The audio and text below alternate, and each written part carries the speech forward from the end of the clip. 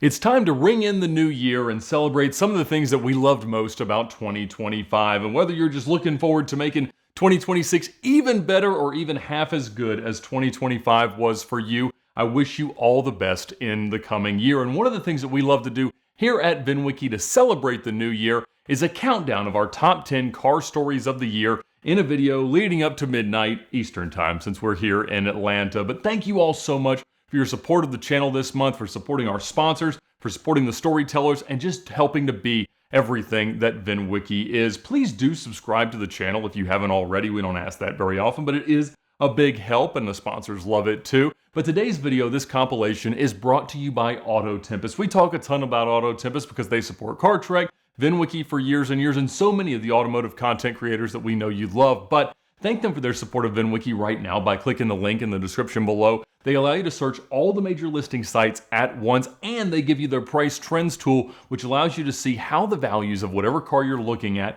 have changed over the prior years. And so it makes you the shrewdest negotiator possible and is the fastest and most efficient way to shop for your next car. So check out autotempest.com, all the cars, one search. And without any further ado, here are our top 10 VINwiki car stories of 2025.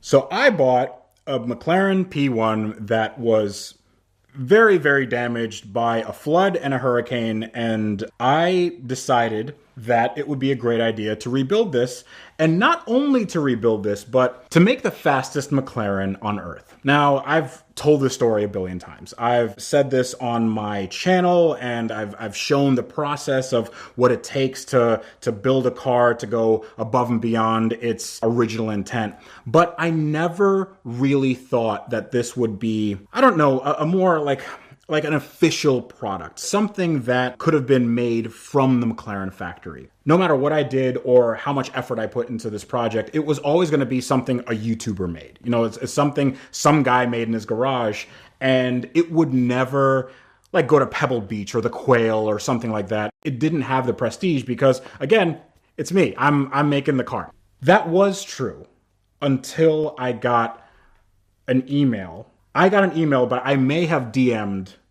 I may have had some DMs a few hundred times before. So I got in contact with Frank Stephenson. And Frank Stephenson was the original designer of the P1. But not only the P1, he didn't just start there. He designed cars like the Ford Escort Cosworth, the Ferrari F430, the Maserati MC12, the Mini Cooper, BMW X5, all these really, really iconic cars. And not only that, the McLaren MP412C, 650S, 675LT, 720S, all these cars were from this one dude.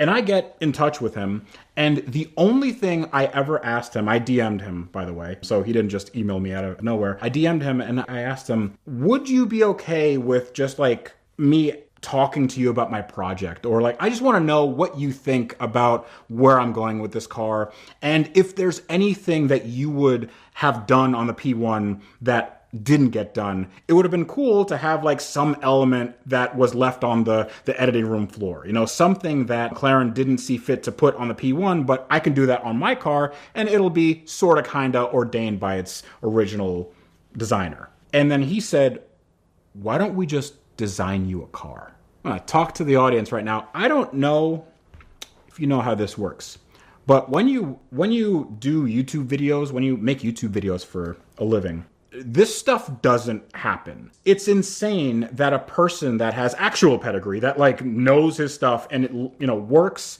and makes the most iconic cars in the world goes, hey, I really like what you're doing. Let's make something bespoke. Let's make something crazy. Let's do something for you to achieve your goal. And my goal was to make the fastest McLaren on Earth.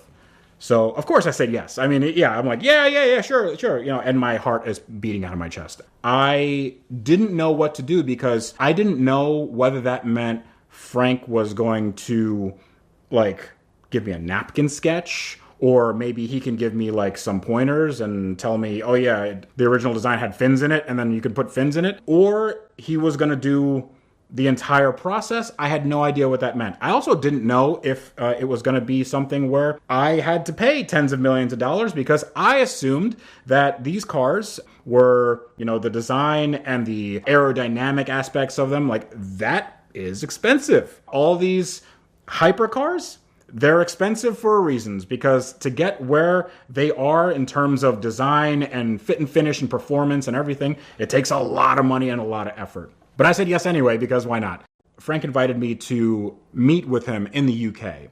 And we actually met at a country club, because he said he didn't want to meet at his office because he had some he had some cool projects that couldn't be on camera, which, okay, cool. I can't imagine the kind of stuff that he's working on now, but we met at this country club. And I was the most nervous I'd been in my adult life. I try not to be nervous. I don't really fangirl, or I'm not starstruck by people usually. I've met with celebrities, I've met with people that are notable and things like that. But I had such a respect for his work and his design. I mean, I truly, my McLaren 675 LT, I think that car is designed perfectly. There are no bad lines on that car. And I love driving it. It looks like a brand new car right now, even though it's nearly 10 years old. And that sort of thing carries over to the P1. And the P1 is also, I think, one of the best looking cars ever made. Out of the Holy Trinity, I can say it's easily the best looking. And if you look at the P1 right now, it looks timeless. The 918 looks like it was made 10 years ago. Ferrari, same thing. They're both pretty, they're all pretty cars, but I think the P1 could be made today. And I think that's a quality that is indicative of Frank Steffensen design. Now, I'm not going to just toot his horn, but I was really nervous. So walking into the room with Frank and his team, so Ewan and Harry, can't forget those, I was thinking, I'm going to meet up with this guy and then, again, just napkin sketch, and I'll be the happiest camper alive. What I walked into was a very long table, and the table was filled with pictures and models, and everything there served as inspiration for my project. So you had pictures of the McLaren F1 GTR, you had the long tail, you had pictures of animals, because Frank does this thing called biomimicry. There's a model, a scale model of a Porsche 917 race car, because that went through the air and went super fast on the Mulsanne Straight. And then we sat down and started talking, and number one, super, super nice guy. Super nice guy, real car guy, has a real affinity for these cars, and ultimately understands what makes a car look good and what makes it perform well.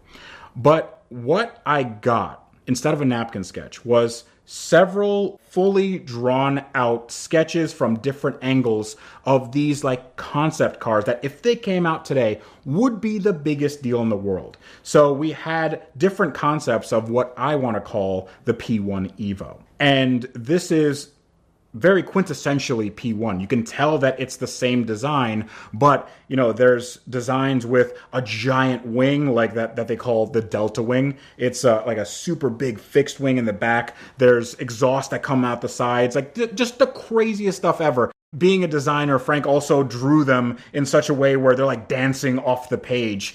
I could not believe that this was happening to me. I've never bought a new car in my life. I don't know what the process is, but I guarantee you, if you buy a new car from Ferrari, you're not going to go and talk to the designer that designed the car to make your own bespoke car. That only happens to a handful of people. I was not a person that was going to plonk down, $10 or $20 million for this thing. So also at this point, I don't think Frank knew that I didn't have any money. I was so awestruck by the amount of talent that these guys had. And we started talking and modifying these sketches. And what was cool is that they had a screen right behind me, and they could modify in real time the stuff that I asked them to do. So we're like, oh, maybe we can lengthen this, and maybe we can make this shorter. So they had all of these things already 3D modeled out.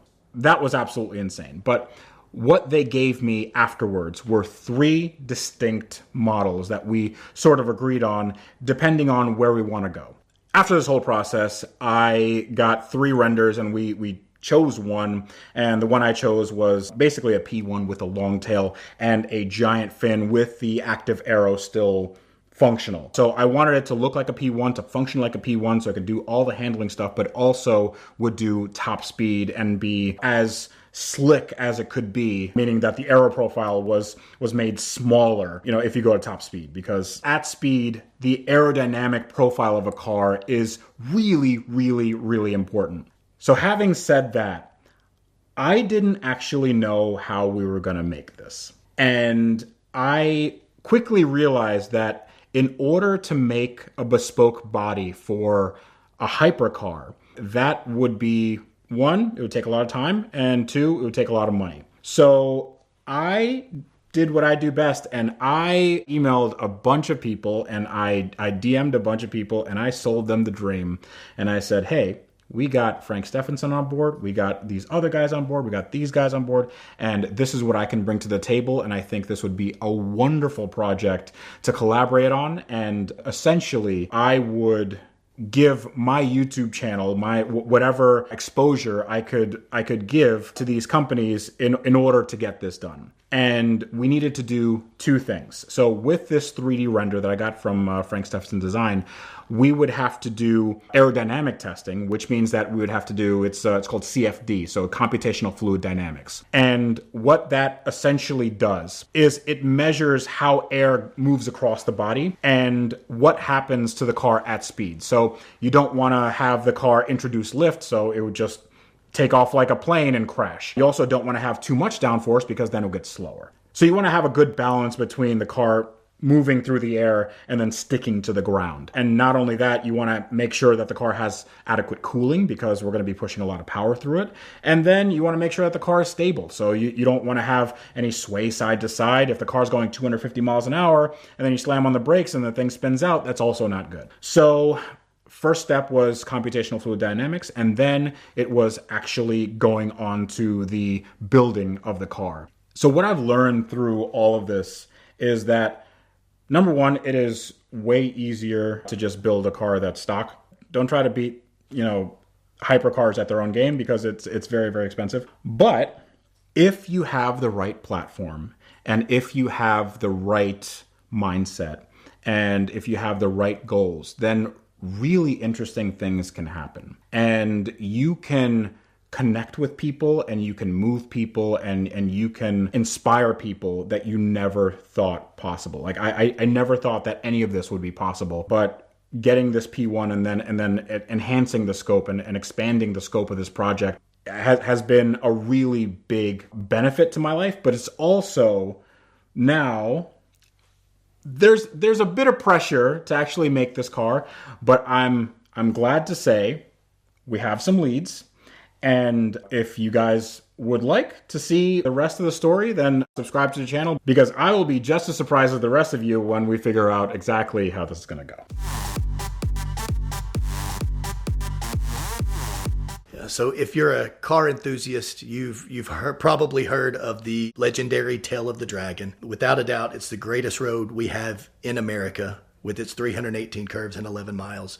And I've got plenty of friends who've driven all the amazing roads around the world and say that this is as good as any road you're going to come across. And it is located in East Tennessee, where I happen to be born and raised. There are 500,000 people a year that go through this road. When I was growing up, it was just known as the Gap. That's what we called it, the Gap, because the North Carolina border, once you cross the border, it's called Dill's Gap there. It was named the Tail of the Dragon by Ron and Nancy Johnson, who own the Tail of the Dragon store as soon as you cross over there into North Carolina. And Ron is the grandfather of the Tail of the Dragon, and he just passed away. So we'd like to do this in memory of the grandfather of the Tail of the Dragon, Ron Johnson. But if you're a car enthusiast, motorcycle enthusiast, this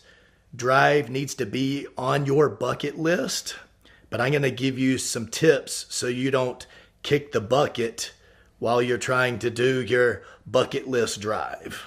The most important rule of all rules is to stay in your lane. You do not cross that double yellow. The whole 318 curves in the 11 miles, there's not a passing zone. It is double yellow throughout for very good reason. It is blind curve after blind curve after blind curve. That's how accidents happen. If everybody stayed in their lane, we probably wouldn't have any accidents or any of the several fatalities we have annually. But what happens, you've got people driving above their ability, or you have people who don't know the culture of the mountain and how crucial it is to stay in your lane because they think they can cut their lane where they live in Texas. So they think that applies here. But you can't see far enough ahead to know what's coming around. And there could be a sport bike coming around super hot. And if he's hugging that double yellow and you are as well, you just killed somebody on a motorcycle. And this being such a tourist attraction, you get people from states like Florida. You get somebody on a 900-pound Harley motorcycle. They've been riding for 30 years in Florida, so they think they know how to ride. And they get to this road and you can see that they can barely stay in their lane.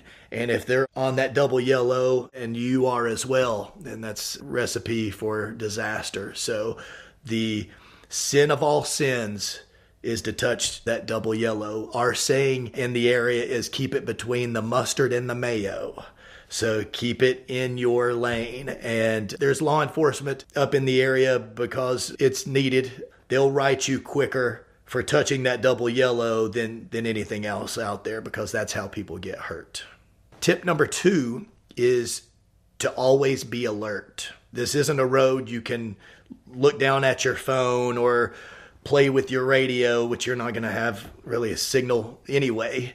But you have to always be alert because you never know around that blind corner if there's an accident, if you've got wildlife out there. I've came across more bear really than anything, bears and bear cubs. One of my last drives of the year, around November. And it's like I came around the corner and I had to hot on the brakes to keep from hitting a bear. You see a lot of wild turkeys, some deer, and on nearby Foothills Parkway, I was leading a private drive and saw a mountain lion. I heard that they were in the area, never personally seen one until then, but this thing was freaking huge and it ran across the road while I'm leading a drive. Tip number 3 is to utilize the pull-offs. On the Dragon, there are 104 paved places to pull off. So those are very helpful and there for many reasons. Where you've got a slower vehicle or you've got somebody that comes up on you hot, you want to get out of the way, let quicker traffic go by. If you've got a sick passenger, I brought a buddy, we were going to go to the other side and go have dinner, and we made it halfway. We were maybe halfway through and he had thrown up 3 times. I had to turn around and go back. So if you get sick passengers, if you've got a car issue, then utilize these pull-offs. You're going to have some traffic up there. So instead of getting frustrated because they won't use one of those pull-offs, then just pull in there yourself. Let them create a gap so then you can just rest a little bit and go out and make your run. We highly discourage what's called slingshotting. You'll see some people that they're frustrated because they've got this minivan that's going 12 miles an hour. So they will slow down to purposely create a gap, and then they'll hammer it so they can take a couple curves fast. But then it's just a domino effect of all the cars behind you slamming on your brakes. So that is highly, highly discouraged. Tip number 4 is do not pass. There's nowhere to pass. And you may get stuck behind some slower traffic, but there is no safe opportunity to make a clean pass. If you're riding through bumper to bumper traffic on one of these crazy busy days, you're stuck behind a group of Harleys or a minivan, you'll see some sport bikes they'll pass and kind of work their way through to get around the traffic. But if you're in a car, you should never make a pass or attempt to make a pass on the Dragon. It's just going to lead to an issue, lead to an accident. Just don't attempt it. Use one of those pull-offs. Tip number 5 is the speed limit is 30. There are certain areas you will want to slow down because of pedestrians. So the Tabcat Bridge area. When you first get to the Dragon, there's a sign that says, warning, motorcycle high crash area next 11 miles. That's the start of the Dragon, or end, depending on which way you're going. And then at the North Carolina border, it says the same thing. But at that Tabcat Bridge area, they just painted like a blockage area so cars don't pull right up to the road, because there's a big pull off there. People will gather and they're walking around their cars. So you got pedestrians there at the start of the Dragon, and at the Dills Gap end where the Tail of the Dragon store is, there's also a crosswalk there, so they can cross over from the Tail of the Dragon store to Dills Gap Motorcycle Resort and General Store right there. So you got pedestrians, so you'll want to go slow through those areas. And there is an overlook, a scenic overlook. You'll have signs in both directions giving you a heads up that the scenic overlook is coming up, and you'll have people taking photos and walking across. So go slow through those areas. The speed limit is 30, and those areas, because they're pedestrians, you're going to have law enforcement there. So they are there running radar. When you're on 129 on the Tennessee side going to the Dragon, it's a 50 zone, goes down to a 40, and then as soon as you hit the Dragon, it's 30. And a lot of people don't see that, and they sit down at the bottom and pick people off as it goes along. Some of the county guys will run old school K-band radar that you're not expecting. And you'll see the Blount County Sheriff's Department there and the Tennessee Highway Patrol both patrol the Dragon, and you will have unmarked SUVs. You'll have motorcycle officers up there as well. So the speed limit is 30. Just go slow in those pedestrian areas, and as long as you don't cross the double yellow, that's way more important to them. That's what causes more accidents. But there is mile marker 7 on the Dragon is known as radar corner for a reason. So just be aware there. Tip number 6 is to check your tires. It's the only thing touching the road. Your tires are absolutely crucial. If your tires are more than 5 years old, if you're coming up from Texas or Florida on your 10-year-old tires, that's a recipe for disaster. Your tires are, can't say that enough, absolutely crucial. And inspect them before you come. Make sure you look at the inside, that you're not, the number of accidents I've seen, and then it's like, oh, I've got cords showing, but I looked on the outside and it was fine. But then after that extreme camber, all the insides on cords.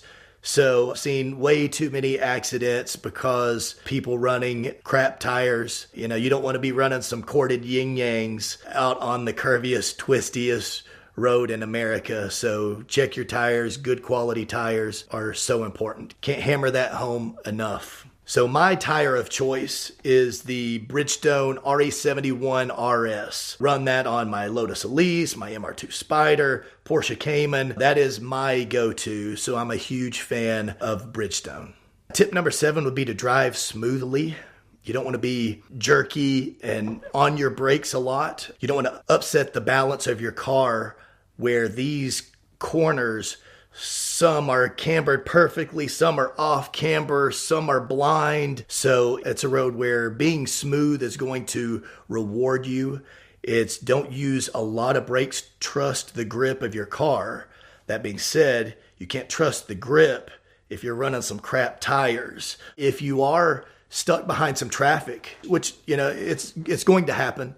So what I tell people is, instead of getting frustrated, you're behind a pack of Harleys crawling at 6 miles an hour on the Dragon. Just see how far you can go without touching the brakes.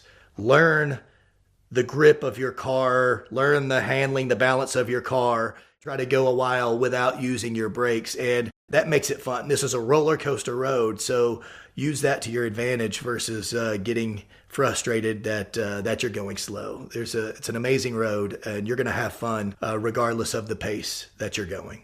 Tip number 8 is be prepared for no cell service.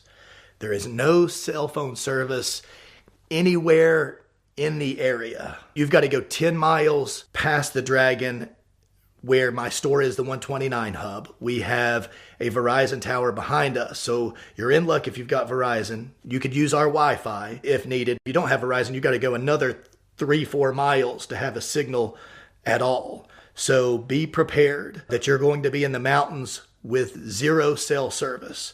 So download your Google Maps, offline maps.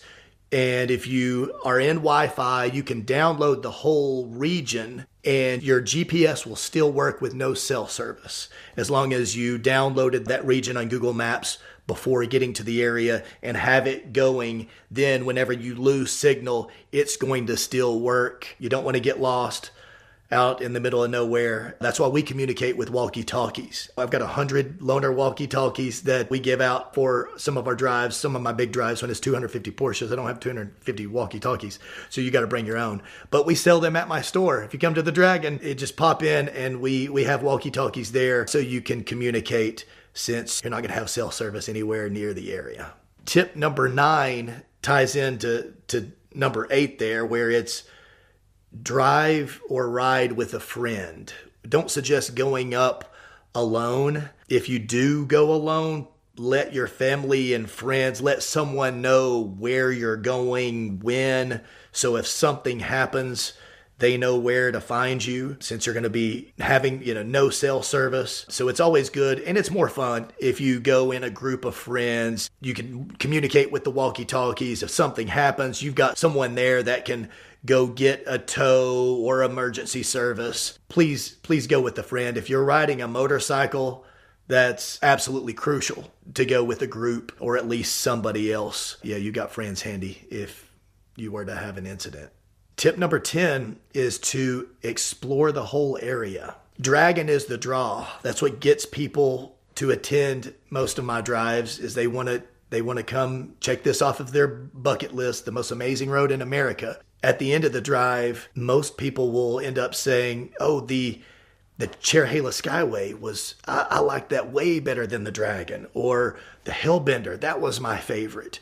So the Dragon is the draw, and it is an absolute amazing road, but the whole region from eastern Tennessee, western North Carolina, southeastern Kentucky, North Georgia, that whole region, it's how I'm able, my drives average 200 miles a drive, and we do 11 to 22 miles worth of the Dragon, depending on how the route goes. And the rest of it is just insane mountain road after insane mountain road. There's plenty of tarmac out there for everyone. Just keep exploring, and you may find some roads that no one else has, but these mountain roads, it's the best in America without a doubt. Everybody that comes to the area from afar, agrees. We have a map on our wall at the store where people put a pin where they come from.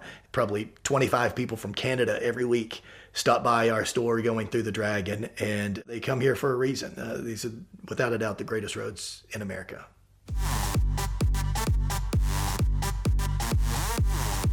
So one of the first electric trucks to come to market in the US was the Ford Lightning EV, the second coming of the Ford Lightning, or really the third generation if you think about it, because there's the first one that had a really cool sort of blacked out body kit, but not much performance, the 5.8 liter under the hood, but it was mostly all show and not much go. I personally love the second generation Lightning and have one, red just like the one in the first Fast and Furious film, that has a supercharged 5.4 liter under the hood, mid 300s in the horsepower, flare side bed, really cool looking. But they were sport trucks. That's what the Lightning was supposed to be, but they decided to bring it back as an electric. They also brought back the Mustang as an electric SUV, which terrible thing. But the electric Lightning pickup trucks seem cool enough, seem intriguing to me, because unlike other electric pickup trucks, they didn't create a ground-up fresh platform for this pickup truck. They just modified the stock F-150 pickup truck and made it into electric. And my buddy Rob Santori was actually first in line to get one in Wichita, Kansas, and he was actually going to flake out on the deal. He was going to back out. And I said, oh, no, you can't do that because I want to make YouTube videos. So I'll go in half with you for a year, and you can make your payments. I'll put half down, and you can drive it for a year. I'll use it as well. We'll get a bunch of miles on it, and then after a year, we can probably sell it and not lose money. So he agreed to that premise, and really it was the perfect way to do a long-term test on a vehicle, because I made videos when it was appropriate. When there were any problems, he pointed them out, and I'd give updates as the year went on. But it was immediately evident that the truck had some serious limitations. Using the existing F-150 platform and then just slapping in a battery and not much thought to, as far as thermal management and other things to make it more aerodynamic, make it lighter, that kind of stuff. The truck was very compromised, and the biggest problem was during the winter. Because it didn't have really good battery heating, it was just the car's cabin heater that also heated the batteries, the range was dramatically diminished in the winter. And their tips to get better winter performance was to not use the cabin heat and just use the seat heaters. That was really stupid, but the really dumb part of the Lightning was when you tried to tow. And then tow in the winter, forget about it. So I set out on what I thought would be a pretty easy towing challenge. I had a light aluminum trailer and a Ford Model A pickup truck. So 100 years difference in Ford pickup trucks. I thought it was a pretty cool sort of scene to put together for a thumbnail. And I was just going to tow it up to my mechanic, the Car Wizard, about 30 miles away, drop off the Model A to get fixed, and then drive back with an empty trailer. The range on these things is supposed to be 200 and something miles. This was the standard range truck, so not the long range one. I think it's about 230 in ideal conditions, something like that. And I only had to go 60 miles on a full charge. So I set off with the truck, with the trailer, all loaded up, and I'm just watching this gauge go down. Unbelievably quick, like crazy quick. And I'm going normal highway speeds. I'm not thrashing it. They also say, for ideal conditions, you should go 55, 60 miles an hour. But the speed limit on the interstate is 75. I would be a hindrance going that slow trailering. So I get up to the Car Wizard, and I've already used half of my battery supply to get up there. More than half. With a fully loaded trailer, I mean, we're talking 4,000 pounds, half the towing capacity of what this truck is supposed to do. I just couldn't believe it. But the trailer was empty going back down. So I thought, okay, well, it might do better. It didn't do any better. So I get back to my house, and it has the low range warning on. 230 miles worth of range supposedly completely gone in 60 miles, which is nuts. So in reality, with towing a light load, the range on this thing was less than 100 miles. And I couldn't believe it. I posted the YouTube video just showing what happened in my circumstances. And, I didn't think much of it. I thought, hey, this would probably be a pretty good video. But it turned out to be one of my most viral videos ever.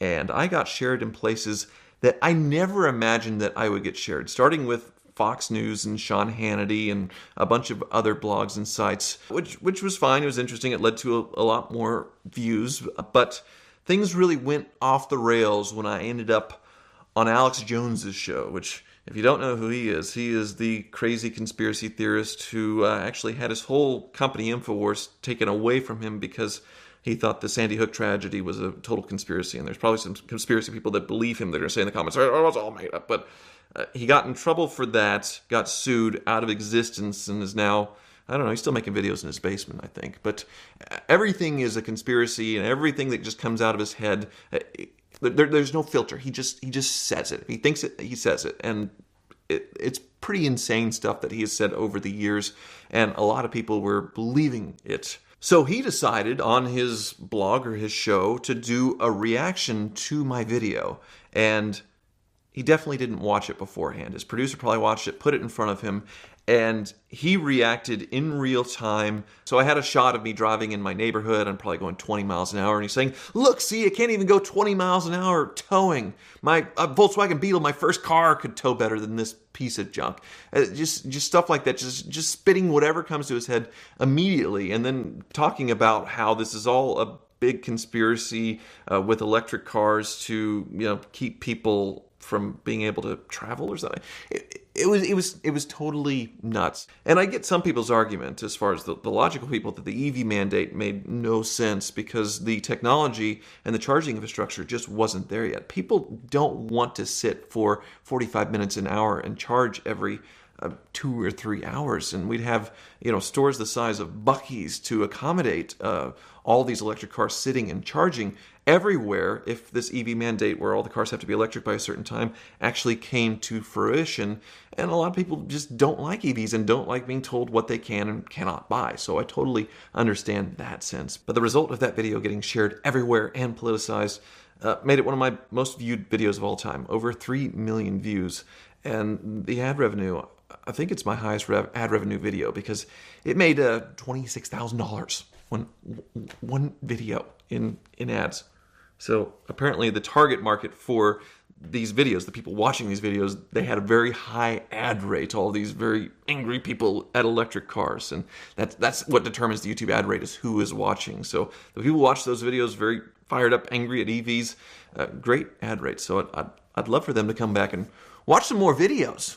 So as for the Lightning, we ended up selling it about 8 to 10 months in because everybody was figuring out the limitations of it, and the people who were buying them were quickly selling them, and they were starting to sell for under their MSRP. We got out for, I think, MSRP, didn't lose any money miraculously, but now if you look on Autotips and search, those early F-150 Lightnings, they're easy to find in the low to mid 40s, which probably they sit for sale at that price because they're getting even cheaper, which in the electric world, that isn't the worst appreciation because it was a mid-60s truck new, but still in the truck world where trucks usually hold their values well, not all that good. But honestly, I wouldn't recommend a Lightning. If you're getting an electric truck, some of the newer ones with General Motors and having the longer range is nice, but they're $100,000, so they're all very expensive. Buy a Maverick. They're a hybrid. They get 40 miles per gallon. They're like $25,000. That makes a lot more sense to me. I've never had a conventional job. When I was 16, I kind of started doing on-the-phone gold and silver sales, and then by the time I was 6 months in, I was actually the key holder, and the boss kind of just took off, and I was actually the boss of my friend's mom, and it was really awkward. But I was running that company, and then when I was at the same time 17, Rolex had actually reached out because I was doing watches. Rolex had actually reached out to Tourneau, and the two higher ups, the VP of Rolex service and the VP of Tourneau service, were talking about me. They knew I wanted to go to the Rolex school to fix watches. At the time, that's what my dream was, not fixing them, but building them. So they kind of offered me an internship there. And when I was 17, they hired me. And so I was working on Rolexes. And that's really the extent of my actual job experience. Ever since then, I've solely done just cars, everything to do with cars, whether that was whatever would make me $1 on cars, buying and selling them, looking at them, finding them, parts, whatever I could. So I kind of got into the whole barn finding. I always had a knack of just finding cool stuff, driving around a lot, not being afraid to get shot snooping and stuff. And so I always found really cool cars, and it just kind of snowballed. People started reaching out to me with cars. I started going on longer trips to areas with better rust-free cars, things like that. And then I started actually pursuing individual cars. I posted the Nicki Minaj Bentley story, and everyone just started tagging Ed in it, and it kind of just blew up. It was a very popular post, and Ed had reached out to me to come do a story on VINwiki about it. When I came and met him and did the story, went out to lunch after, and he was kind of asking what I did, and I tried to explain as best as possible about the rare car hunting, because that's kind of what had taken over my entire business now, is just seeking out cool collections, old AMGs, just things like that, just cool cars that were forgotten. And Ed said, well, one car I really would like to find, but is really going to be impossible, is the Victoria's Secret Diablo. And I knew of that. I watched VINwiki when he'd first released the video many, many years ago. I mean, a lot of people knew of this car, but I was like, yeah, I know you released a video years ago on it. I mean, there's no shot I'm finding this car. The whole internet's been looking for it, but I'll give it my effort, because never say never. So Ed had kind of shared with me later that night, after we had parted ways, everything that he knew about the car. He gave me a name from his PI, and so I just started to go to work with the VIN number, with everything I had. I very quickly found out that the name he had given me was not the current owner, and actually hadn't been for quite a while. So I just ran a simple Carfax on it. It came back with an auction in 2011. And I looked up the auction that happened during those dates, and it was Mecum in Indianapolis during those dates. So I started really just trying to find anything I could on Mecum 2011, Mecum Spring Classic, Mecum Diablo, Victoria's Secret Diablo, all the buzzwords you could imagine. At this point, we didn't even know if the car was intact or if it was still totaled from its 2006 accident. I was just trying to find out if the car even still existed or if it had become a parts car or something back when they were worthless. I finally found a drone shot taken inside the Indianapolis Motor Speedway of all of the Mecum cars lined up. And in the very back, you could see a white Diablo with a huge banner of some sort that looked kind of like the Victoria's Secret photo. It's like, well, that's it. And it's in a lineup, and the front end, which was damaged in the accident, the front end is intact, clearly. So there's our answer. This car is intact. And not only that, I mean, if you Google this car, everyone, the location is California. This car is in California. There's so much speculation. Every post was, oh, this shop's in the back of a California body shop, still totaled. I know where this car is. It's in Cali. It never left. So I'm looking at it like, no, it's clearly, through whatever circumstances, made its way to a Mecum auction, which is very weird to sell a Diablo at, but made its way to a Mecum auction in Indianapolis.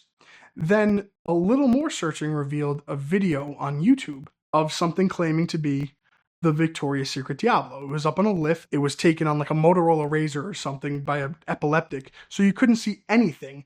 And it was completely, I mean, there were no decals. The wheels were off of it. This could have been any white Diablo. So I sent a photo to Ed. I was like, does this screenshot look like an SV to you? And he said, very well could be. There was no location information. The description on the video was not for sale, don't ask. I looked at the rest of the videos posted by this channel, and they were all Illinois, Central Illinois, Peoria, Illinois farm fields. Everything was just Illinois. And everything I kept finding on the car kept pointing to this region of the country, Illinois, Indianapolis.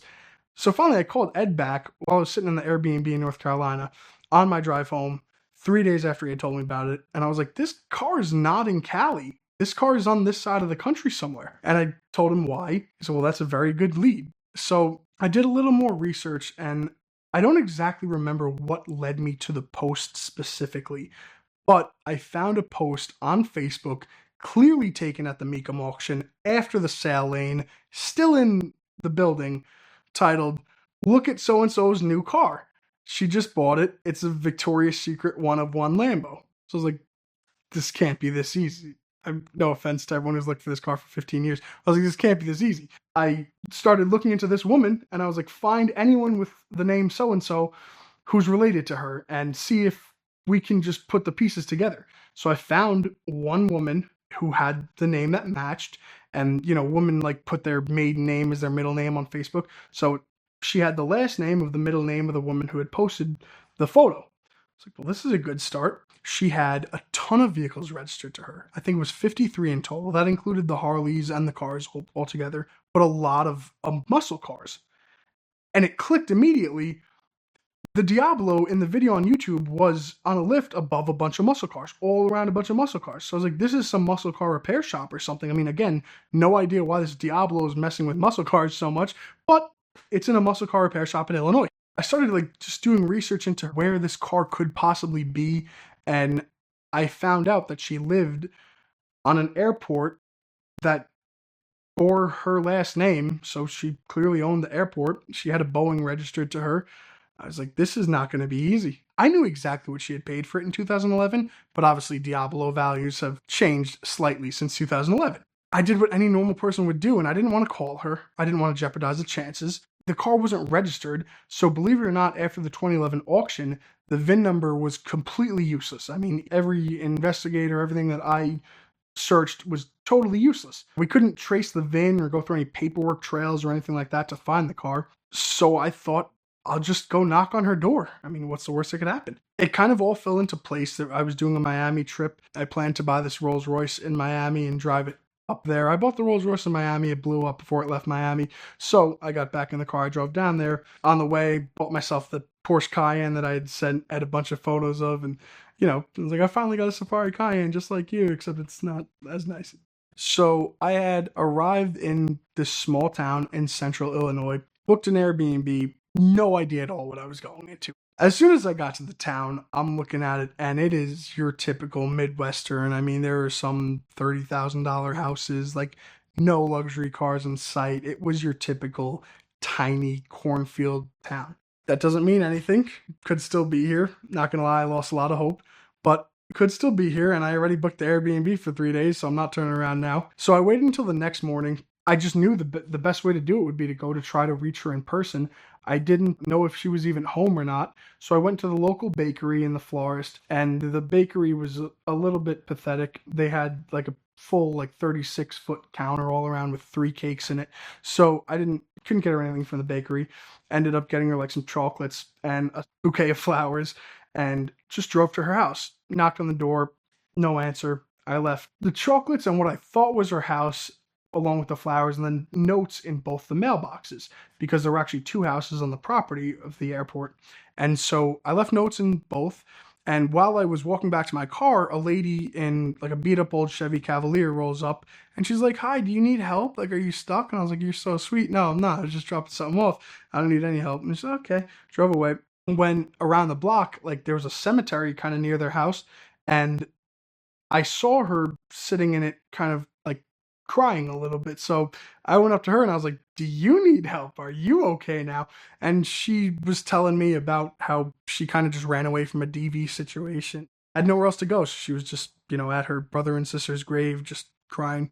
We talked a little bit. After she was done, wrapping up, I was like, "So what do you know about the people who own the airport?"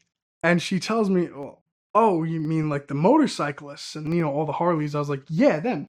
So I was like, "What can you tell me about them?" "Well, my dad grew up across the street. My whole family's lived basically around the block from them the entire time. And, well, they're part of the Hells Angels." "Really?" I was like, "So what can you tell me about them?" She's like, "Now I need a little more information. What am I walking into?" And I know nothing else. And I was like, "So you just know that they're part of the Hells Angels?" "Whatever. You can't fault her for not knowing anything." So I ended up actually buying her a motel room because she had nowhere to go, and thanked her very much and said, "If there's anything else I need from this town, like, let's just stay in touch just in case I don't find the car now. You can be my eyes here." After that happened, I started strategizing, like, what can I do here to maximize my time and not make this a waste? It's a small town. You go to the bars. Like, somebody knows of a white Lamborghini, and I didn't want to say white Lamborghini because obviously you don't want to give it up if it is here and start tipping people off that it's special.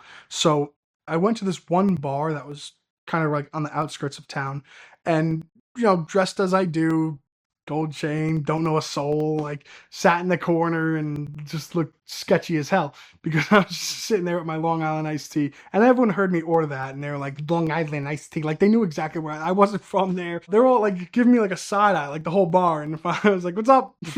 So these guys were mad cool. They came over and they were like, started talking to me, played darts. I'm like, "This is exactly what I need."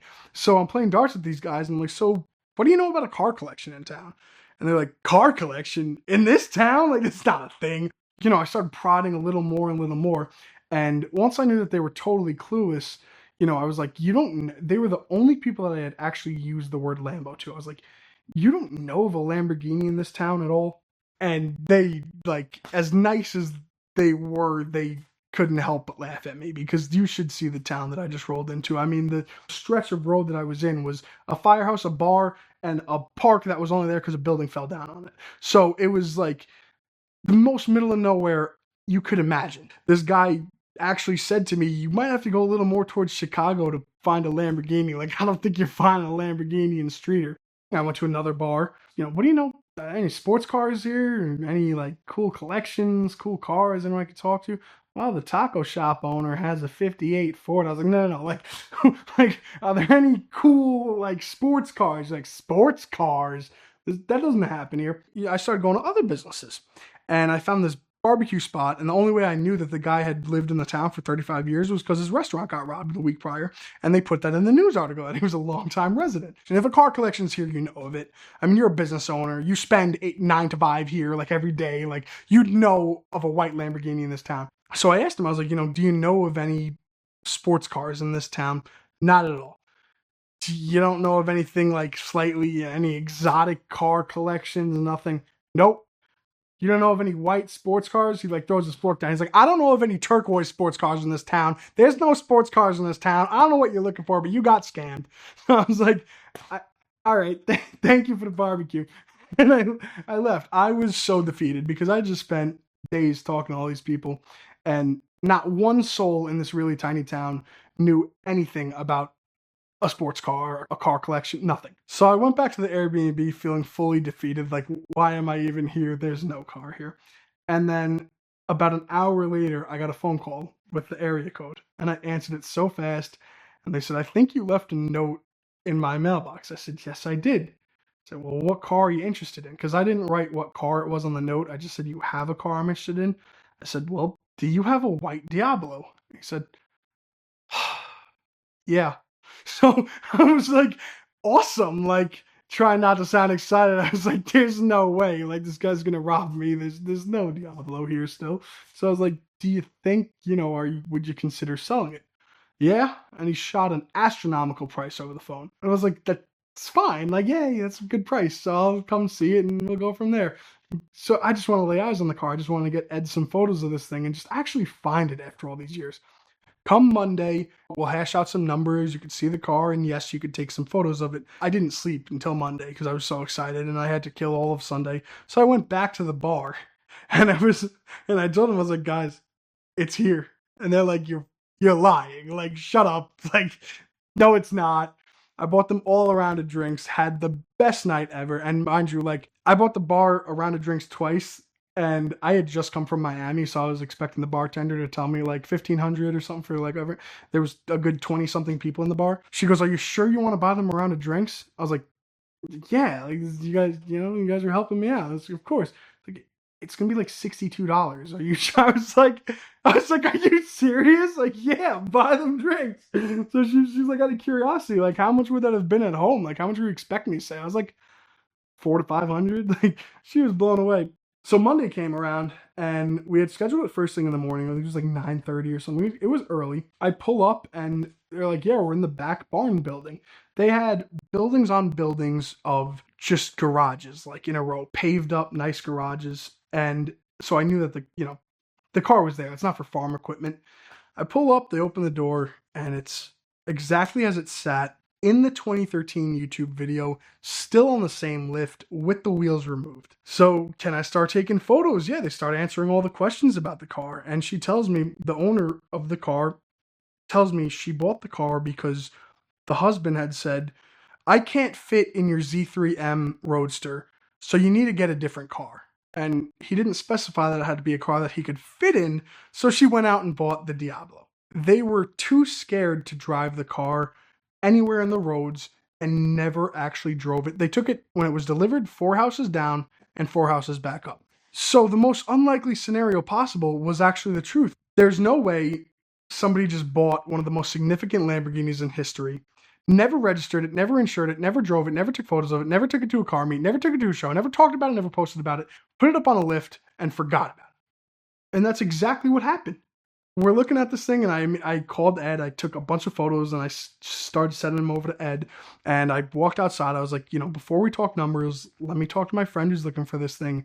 Let me see where we're at. I had a phone call with Ed, and he was just, get it. Try to stick to the number we discussed and get it. Basically did stick to the number, $10K higher. But I went back with the offer, and they really weren't going to accept it. But they said yes. I was ecstatic. There's no way. They still had the original documentation. I was like, Ed's not going to believe it. Ed's going to think I'm a scammer by the time this is over. Like, there's no way I'm going to call and be like, yeah, it took me 3 days. I found the VS Diablo. Like, I had that address 3 days after I started looking for it. So Ed had said, we need to pick this car up now. Like, if I make this wire, it cannot stay with the owners. I was like, yeah, I know.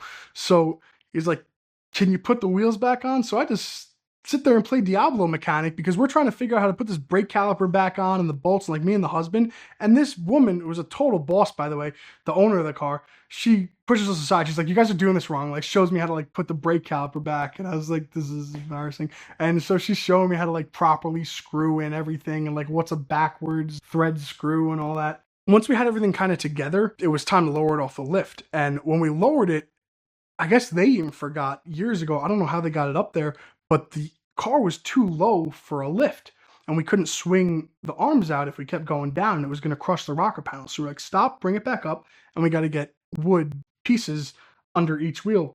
So we actually had to kind of put a few 1-inch pieces on everything, and then lower one side of the lift, take the wood out, lower one side of the lift until it was down on the ground, and then we swung the front arms away, lifted up the back a little bit, took the wood out, and set the car back on the ground. We roll the thing out, and we're putting the spoilers back on, like putting all the parts away. We're crating boxes back and forth. All these parts hadn't been touched. I was helping them look through the garage, try to find where some of this stuff was.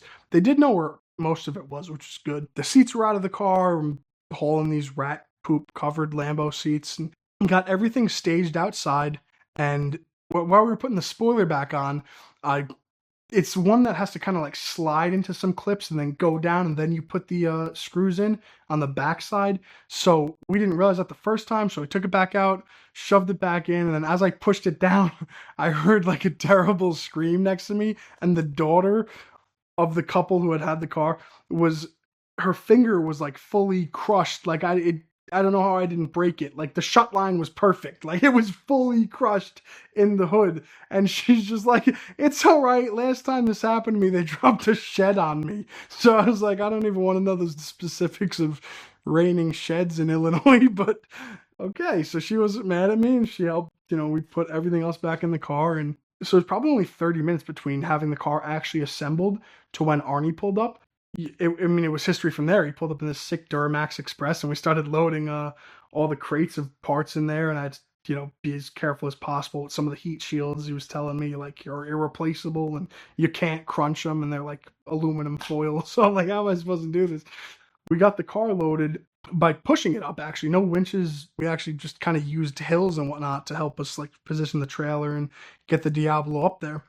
And then it was like perfectly nighttime. Like the sun had just set by the time we finished ratcheting down this car. It was the most surreal day in history because there's literally cows like mooing in the background. Say, hey, can you move the industrial lawnmower? Like we have to get the Diablo out. The couple who had sold it to me, really, really nice, or sold it to Ed, I should say, really, really nice people. And the older gentleman, there was a big gash in the Diablo front bumper.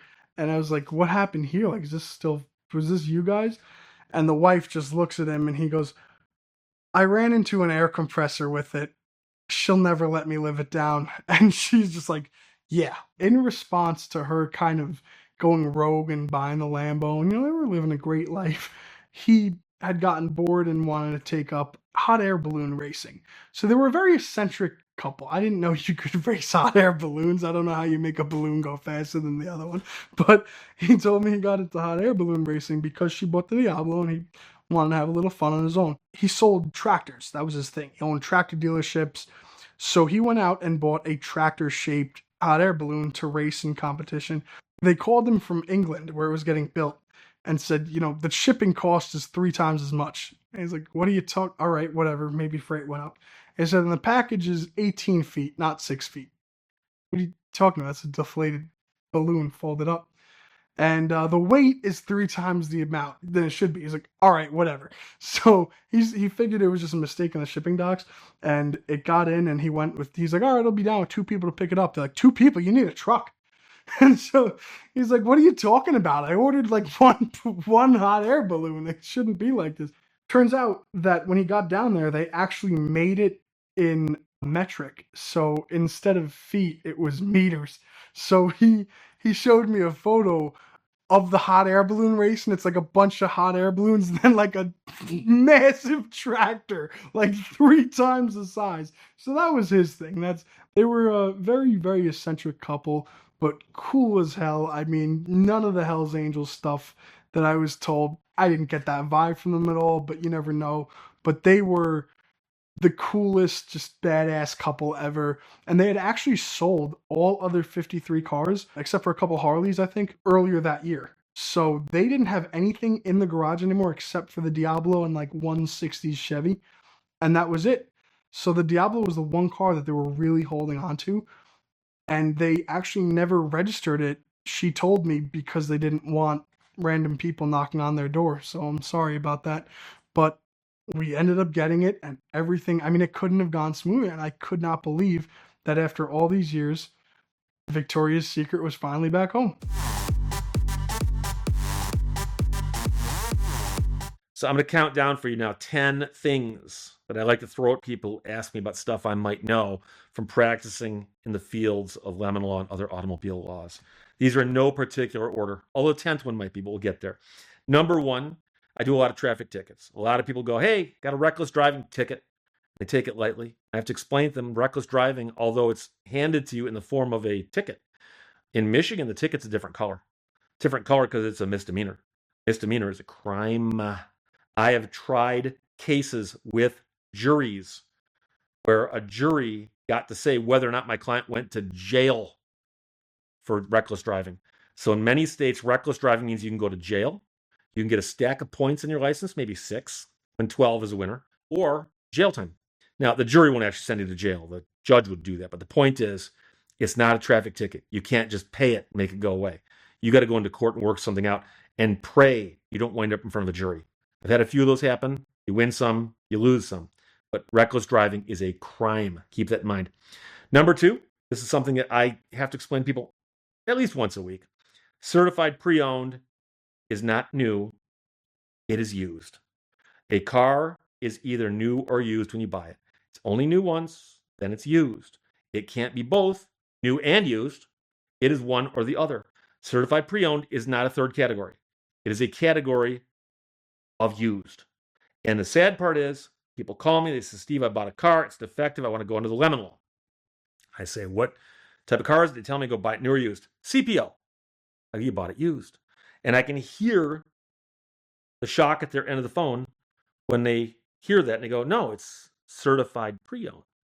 Yes, certified pre-owned, used, certified used. The certification has nothing to do. They can't make the car new again.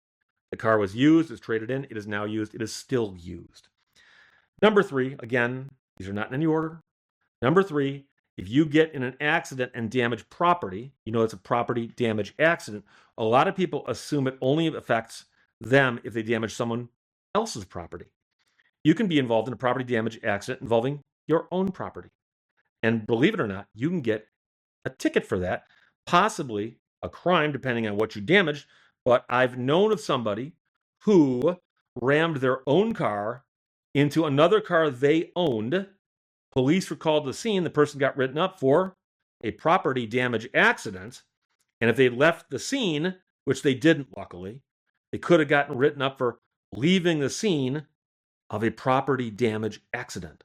And I've had people say, but Steve, it's my property. I can do anything with it I want. You can, but there are laws that address if you are in an accident with no damage versus an accident with damage versus an accident with personal injury damage. Okay. And the point is they want you driving safely. And if you are out smashing stuff, whether it's yours or not, insurance law varies wildly from state to state. And all I can tell you is that I'm talking hypotheticals here. Hypothetical is you did this on purpose, or of course, if it was accidental. You know, let's suppose that you were sliding down your driveway and you rammed into one of your cars and you took off. If somebody called the cops show up and go, hey, there's property damage here, and you left the scene. Some people are going to say, but what's the harm there? The harm there is someone called the cops because I saw some guy ram a car into another car and the guy took off. Now the cops are investigating. I mean, if nothing else, they can make that argument. But if you rammed your own car into something you own and filed an insurance claim on that, they're going to be looking at that real hard going, do we even need to pay this? Do we cover purposeful damage to property versus accidental damage? And so the question always is that. I'm simply pointing out, don't think just because it's yours, it doesn't count. Number 4, I've done videos on this. This happens occasionally, but people will rent a car and they always walk around the car looking for door dings and scratches. They jump in the car and they drive off. If you get pulled over in a rental car, and ask me how I know, a police officer will walk up to your car and say, driver's license, registration, and Mr. Leite, would you please slow down? Although that'll vary from driver to driver. So you reach in the glove box, you pull out paperwork. You better hope that paperwork's good, because some of the paperwork doesn't speak to the owner of the car. It speaks to the driver of the car, meaning that you, as the driver, are responsible to make sure the car is registered properly. And if you got pulled over with an expired registration from an insurance company, you get the ticket for driving on a suspended or expired registration. Now you might say, what are the odds? It happens. It happens. I'm not saying it happens a lot, but I'm saying you might want to check the paperwork when you rent a car to make sure, or at least look at the license plate to see if it's got a sticker on it that shows that it's currently registered. Because that often does show you from state to state what year the registration is good for on the license plate. Number 5, I've represented people who've gotten speeding tickets driving below the speed limit. So many people think that the speed limit is a cap. Anytime I'm within that cap, I'm okay. Not true. There's always going to be a thing similar to a basic speed law, which says that you can never drive any faster than the conditions allow. Meaning that if it's not safe to drive at 70 miles an hour, even though that's the speed limit, you shouldn't be doing that. Most common example I can think of is in Michigan, where it snows 10, 12 months out of the year. You might be driving along one day and it starts snowing and you're in a hurry and you keep driving. I've had a client get pulled over because he made the mistake of passing a police officer on a snowy day. And the cop said, I was doing the safe limit, you were not. A friend goes, I was still below the speed limit. He goes, you're still driving at an unsafe speed. And so that would be a great defense. If you ever go driving along the highway and you slowed way down, he goes, hey, you're driving below the minimum speed limit. Because some highways have a minimum. And the basic speed law trumps the minimum, at least in Michigan, meaning that if it says you must do 45, but no more than 70, if it's snowing and raining and sleeting, you can do 10, if that's safe. But that's always going to be an argument you make in court. There's a couple myths out there about how to beat tickets, and I got 2 of them here for you. Those will be 6 and 7 on the list. Number 1 is that if you get a ticket and you want to fight it and you want to make sure you win, keep adjourning it. You see, you adjourn it, and you adjourn it, and you adjourn it, and eventually the cop will just get sick of it and he'll go away, or he'll forget about your case. And I actually have a friend who's a court administrator, and I asked her about this. And she said, number 1, we won't adjourn these things forever. You do have to come in eventually. But number 2, we'll also adjourn it for the cops. But if the cop shows up and you didn't show up, well, if you have an excuse, we might not ding you for that, but it's the same thing. I've seen it before where a cop doesn't show up, and guess what? Where's the cop? He got called away on an emergency. Okay, we'll adjourn this. And they've made a person come back despite the fact, because a lot of people think if the cop doesn't show up, you automatically win.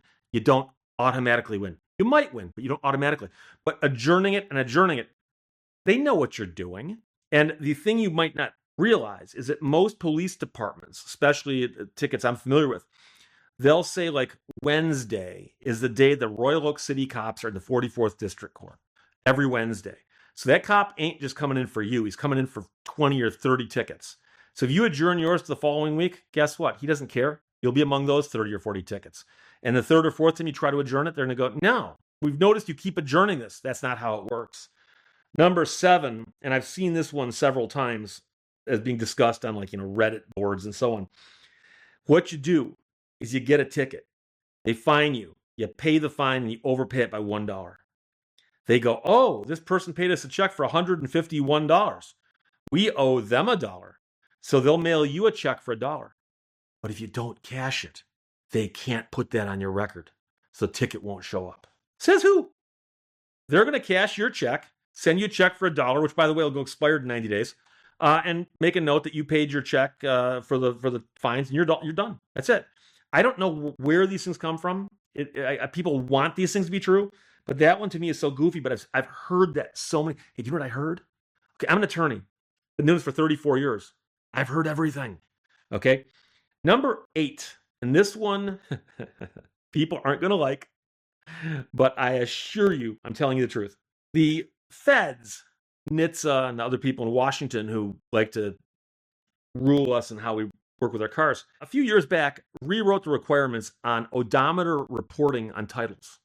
And it used to be that you would keep reporting the existing mileage on a title every single time the title changed hands.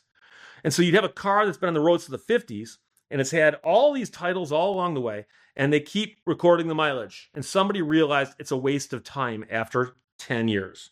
And so it now often says, if the vehicle is 10 years old, exempt from reporting. No need to put the mileage in there. Couple reasons why it makes sense also is that some of the older odometers didn't record after a while. They just zero out and start over again. Okay? I've had people tell me that because of that, they can roll an odometer back legally as long as the car is over 10 years old. That's not what the law says. The law says it's not required that you report the mileage. But if you read the statute, and there's a federal statute, most states have got a state statute, the state statute says explicitly you cannot roll mileage back on an odometer, you can't tamper, alter with, whatever the different language is, any odometer on any car, period. Unless you're replacing or repairing it, and then there's things you got to do to indicate that. But the notion that you can spin an odometer back and then sell it with exempt mileage, you are not protected. and understand that in most states you can be sued for that and you can go to jail for it. Now, it's rare that they prosecute people for odometer tampering unless you do it a lot. And once in a while you hear about the feds catching some guy who's rolled the odometers back on 100 cars and selling them through some car lot and he got busted. You hear about that. More often you hear about it people getting sued. Ask me how I know. Not because I've been sued, but I have sued other people for odometer tampering. I've had an attorney call me and say, Steve, the car is over 10 years old. I go, so what? And he goes, it's exempt. I go, it's exempt from reporting, not from tampering. So keep that in mind if you're buying and selling used cars. So I've had people go, what if my odometer broke? You're allowed to repair an odometer, but the statutes say what you must do if you repair an odometer. Number 9, drunk driving. Now, if you're driving down the road, you get a ticket for drunk driving. You can also get a ticket for speeding. If you're driving through an alleyway on private property, you probably can't get a ticket for speeding in most states, but you can get a ticket for drunk driving. Most states say drunk driving is its own little category, and they'll say you can get a ticket for drunk driving so long as you are on a public roadway or someplace open to vehicular traffic. So the best example I can give you is a Walmart parking lot. There might be a stop sign in a Walmart parking lot. In many states, you can blow right past it. I'm not recommending you do that, but you can't get a ticket for it because it's not a traffic control device on a public roadway. However, you're in the parking lot, drunk out of your mind, doing donuts, and a cop pulls you over and you're slurring your words and your eyeballs are doing this, you can get a ticket for that, drunk driving. But I'm not on a public road, I'm on private property. Doesn't matter, it is open to the public. And for the people who don't like this statute or the law, have to understand that the law is there to protect the public. So if it's open to the public and you're out there doing donuts, you might hurt someone else. You might also hurt yourself, but the key is that drunk driving is something for which you can be written on private property. And I've seen stories in the news. I've never handled a case like this. I've handled a lot of drunk driving cases, but not one like this. And it doesn't matter. Is it open to the public? Now, I've had people say, but Steve, what if you were in your own backyard doing donuts? Well, is your backyard open to the public? Are there people driving through your backyard all day long? Probably not. So I'm not going to recommend it, but go out there, knock yourself out, do whatever you want to do. And then number 10, and I'm throwing this in there because I know that there's a lot of car people in the audience who watch NASCAR. And I like to explain to people, because I get asked all the time, they go, Steve, are you a fan of NASCAR? I say, my appreciation for NASCAR kind of dropped off in 1971, primarily because of the entrance of restrictor plates, which are evil, but also the fact that cars no longer look stock. People go, well, they haven't looked stock for a long time. And I say, that's absolutely true. But if you go back to the earliest days of NASCAR, when NASCAR was actual stock car racing, just to understand how far they've come since then, or gone, actually, because I think that they've gone the wrong direction. The cars nowadays, you know what they look like. It's got a big old Tide logo on the hood, and you got to climb in through the window, and the average person couldn't identify what type of car it's supposed to be, even though it's supposed to be a Ford or whatever. That's the modern stock car. Go back to the first stock car race in Charlotte. That's what I'm talking about, the first race. The guy who won the race, Jim Roper, drove to the race from Kansas in the car that he raced in the race and won, and then drove that car home to Kansas 1,000 miles away. The car was perfectly street legal. It was just a stock car, and that's how stock it was. Now, I believe the rules at the time would have required him to do some minor things to race. Like, for instance, I believe the doors had to be held shut by something more than just the door latches. He probably had to wear a helmet. They may have painted numbers on the side, but it had all the headlights and brake lights and turn signals and window glass that the cars had back then. And like I said, drove the winning car to the race, raced it, and drove it home. That's a stock car.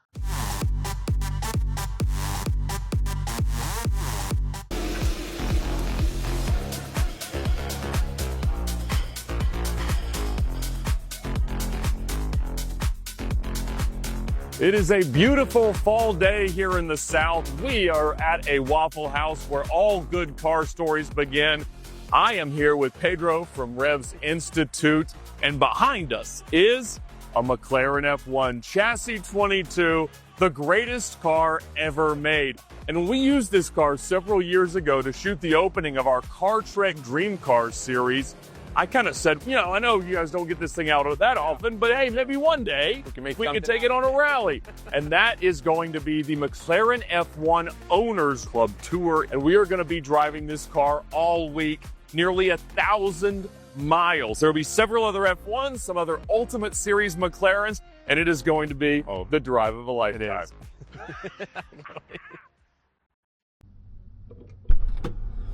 Look at this thing! At the Waffle House. Now, getting in is quite the art. You begin by being shorter than I am, and then you put your feet in like this, straight in there. Support yourself on priceless bits of carbon fiber.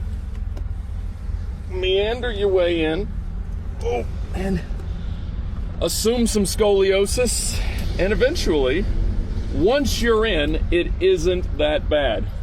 Here's the key to every man's heart. Oh, look at that. No fancy buttons or anything, just everything you want it to be. Goodness gracious. Okay. Let's find the seat belts. Yep, exactly. A glove's a good word for it. It's like your own little carbon fiber cocoon. Even 4 years later, I still haven't wrapped my head around the experience of spending a few hours behind the wheel of this car when we filmed for Car Trek. There, it was truly sensory overload, and all of those memories and emotions were coming flooding right back. This, however, was different. We were relaxed, we had time, we had space, it was 20 degrees cooler, and in words I never thought I might utter, it was starting to feel like ours. At least for a week. Oh my goodness. And it's not that loud, but the noise is perfect. It's perfect. I mean, it is exactly what all cars should have. Naturally aspirated V12. Oh.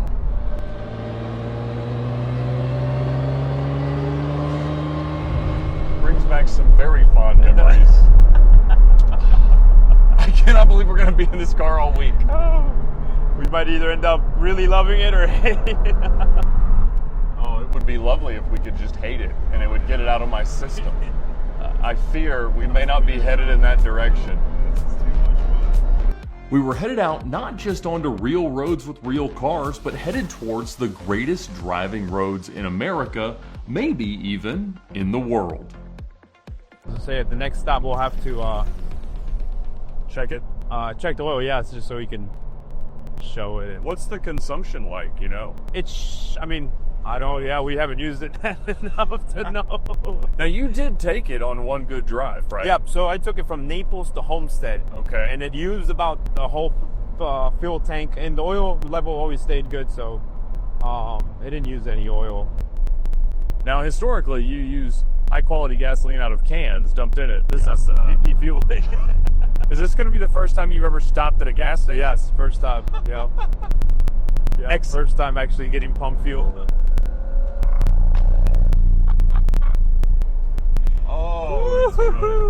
Oh, it is so And it wants to keep going and Yes, it would have liked me to go all the way to 240 miles an hour. Now, they did have to raise the red line to get there, right? I'm not sure how that happened. If they haven't notified anything that I do. We'll find out. Yeah. ChatGTP. Oh, I was thinking experimentation.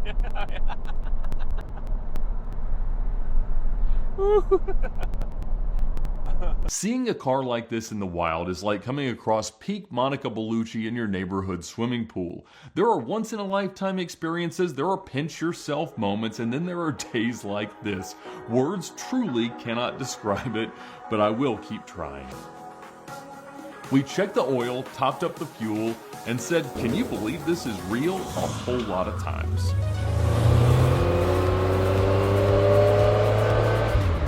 After a couple hundred incredible miles, we made it to the starting point of our drive in Maggie Valley, North Carolina, at Cataloochee Ranch. The McLaren F1 Owners Club Tour is facilitated by White Label Events. I've done a lot of rallies full of supercars and fanfare, but this was something totally different. It was quiet, it was private, it was intimate. Of course, Pedro and I were arriving in an untested borrowed car where a few seconds of excessive courage could ruin the rest of our financial lives. As we arrived amidst billionaires, business tycoons, and literal royalty, we felt a bit out of our depth. But hey, at least we were the only ones that didn't ship our car to the start line. There were 3 F1s on this tour, and we'll do deep dives into each in other videos on VINwiki, but we were also alongside several Lansante modified P1s, a spectacular MSO Senna, and a Speedtail, and a truly awe-inspiring lineup of cars. We prepared for the first day's route, a road called the Rattler.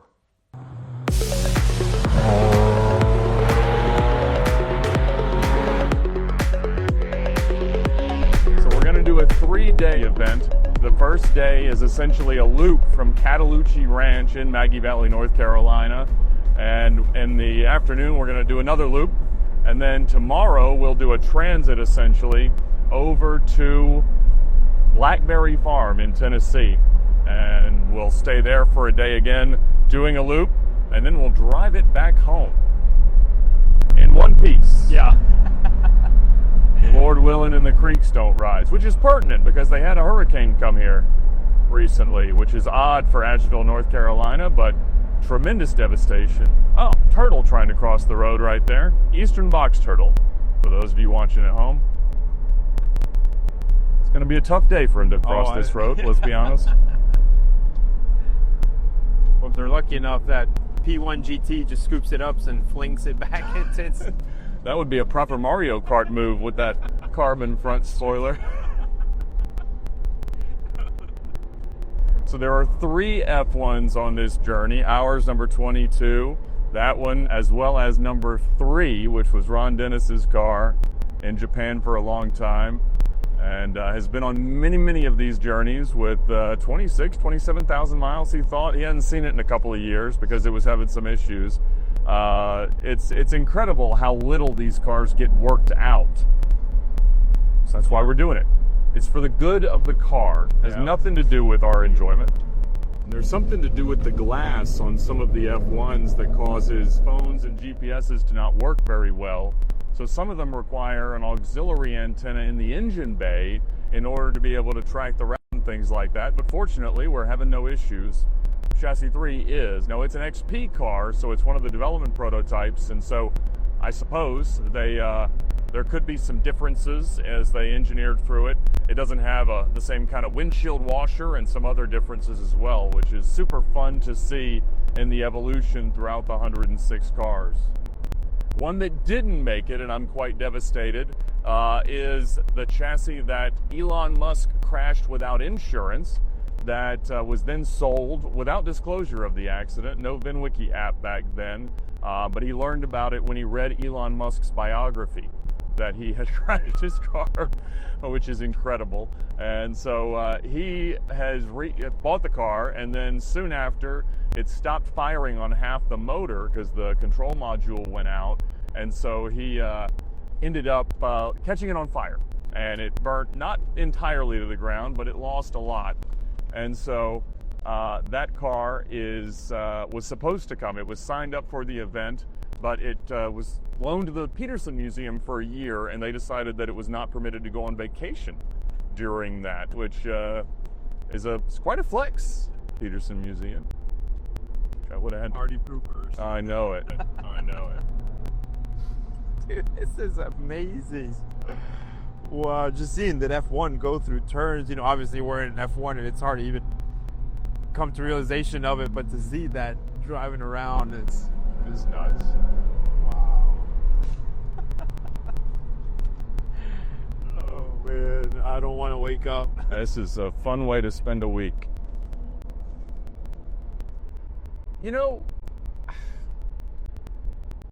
It is a beautiful shape without the extra aero. Yeah.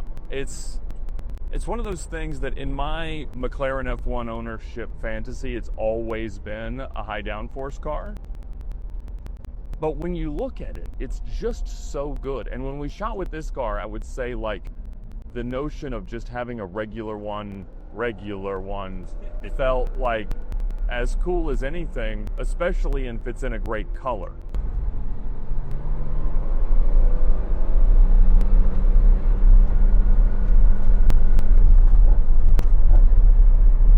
Our tachometer has decided to stop participating. Oh, it did? Yes. Oh. Yeah. Did. As has our speedometer. Uh-oh. Hope that's not the bad indication. Oh, there's a comms fault. Yeah, something on there. Okay. And You we'll, think- hopefully the next stop, we'll just turn it off. Hopefully it resets. I would probably wait until we get to, because if it doesn't want to start, we're in some, yeah, just in case it doesn't. Okay, they're all going. Let's just do it. Yep.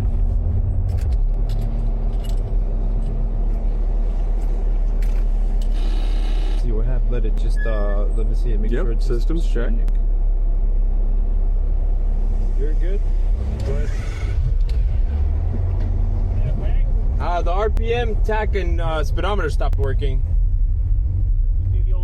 Oh, it's working. Yep. Yeah. Yeah, we had a comms fault code, but we turned it off and it reset it. Yeah, Yeah. clear. Okay. Yeah. I think So we're good. okay. Yeah. Yeah. Thank you, man. Appreciate it. Thank you. The first day of driving was truly sublime. We couldn't have asked for better weather, better company, a better convoy of cars. I mean, seeing a McLaren F1 from your McLaren F1 or your borrowed McLaren F1, as the case may be, there was nothing that we thought that could possibly top that. And we had, fortunately, survived one minor heart attack as we lost all instrumentation, but in typical and even more modern McLaren fashion, a simple key cycle repaired that, and we were back on the road with no further issues. However, another F1 did have an issue, and I never thought I would say something like this, but they needed exactly my type of expertise to solve it. So one of the F1s that's here has something falling off of it, and this is our expertise in bringing hoopty cars to rallies and events, and so they need glue. They don't have any, but I have all of the glue. So we have JB Weld, we really get aggressive. Another quick weld, super glue, tape.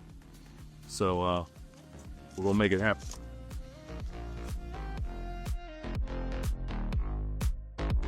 Any glue if it's McLaren.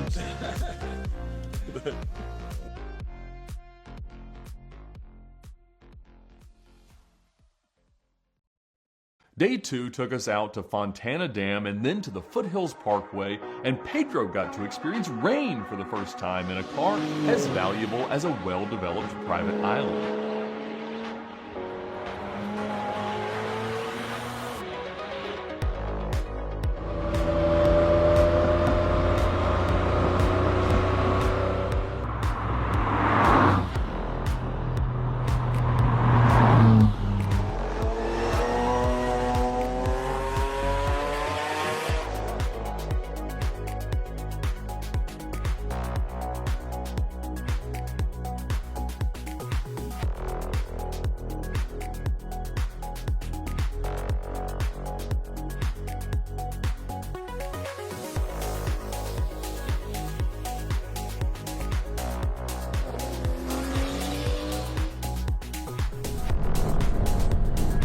Fortunately, we reached our next destination of Blackberry Farm with our car, our insurance policies, and our egos fully intact.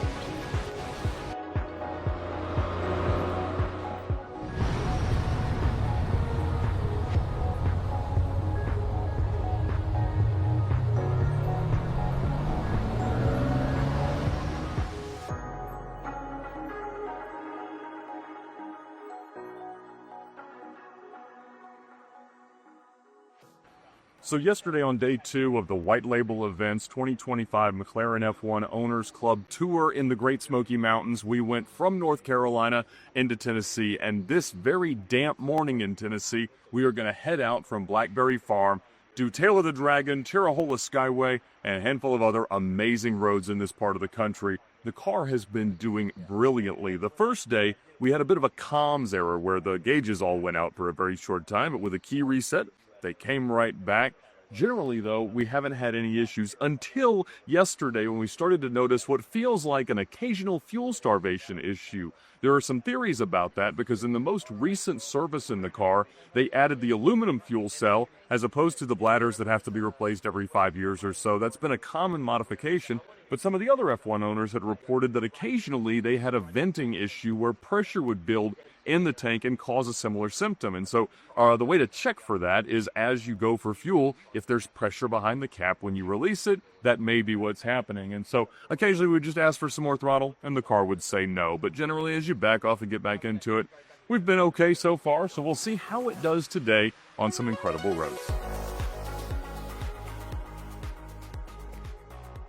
We are on the Tirahola Skyway in the final day of the 2025 F1 Owners Club Tour. There is another F1 chasing me. The weather couldn't be any better. The car is behaving perfectly. I don't know what we're doing. This is the craziest thing in the world.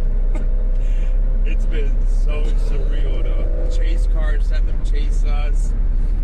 I mean, hear the sounds of the cars, meeting the people. It's been a mind-blowing experience. I had a tough time trying to fall asleep the past couple of nights. Yes. It is worth waking up early for. And it's amazing how fast it almost normalizes the idea that, oh, that's the car we jump in after lunch and let's just take it somewhere.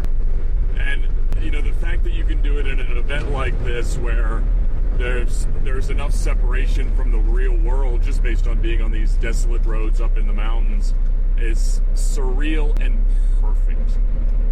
It's just an unbelievable thing to get to do. And this road is like the perfect radius of every turn for the way this car handles. It is unique in the way that it handles. You have this incredible immediate response, and then it stiffens up in a way that you wouldn't expect from a totally unassisted and absolutely non-electronic steering rack.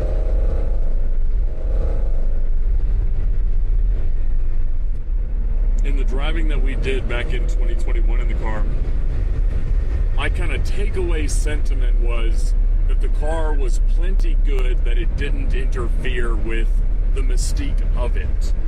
But putting it out here on these roads, no, it's actually that good. Like, it really is as good on this as any modern car. It's not as fast as a Senna because maybe you're not willing to push it quite as hard, and obviously there's a lot of new technology that makes cars faster.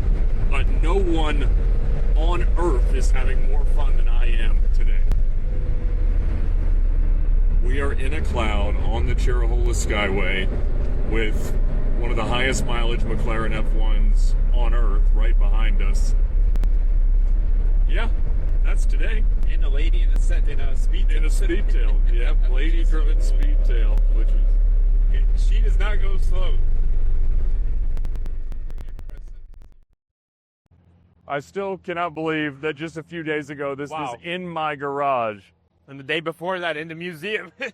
And look at it now. And the decades before that, barely driven, and we were about to hit 1,000 miles on it, and we're going to take it on Tail of the Dragon.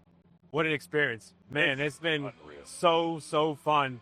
You know, for us, after having such a big service in the car, we haven't put more than a couple hundred miles on it. So putting 1,000 miles with Ed has been the best way to shake down, and not on a flat road with straights. This has been, you know, we're turning the steering wheel more than 40 degrees, and what a way to really, you know, shake down the car.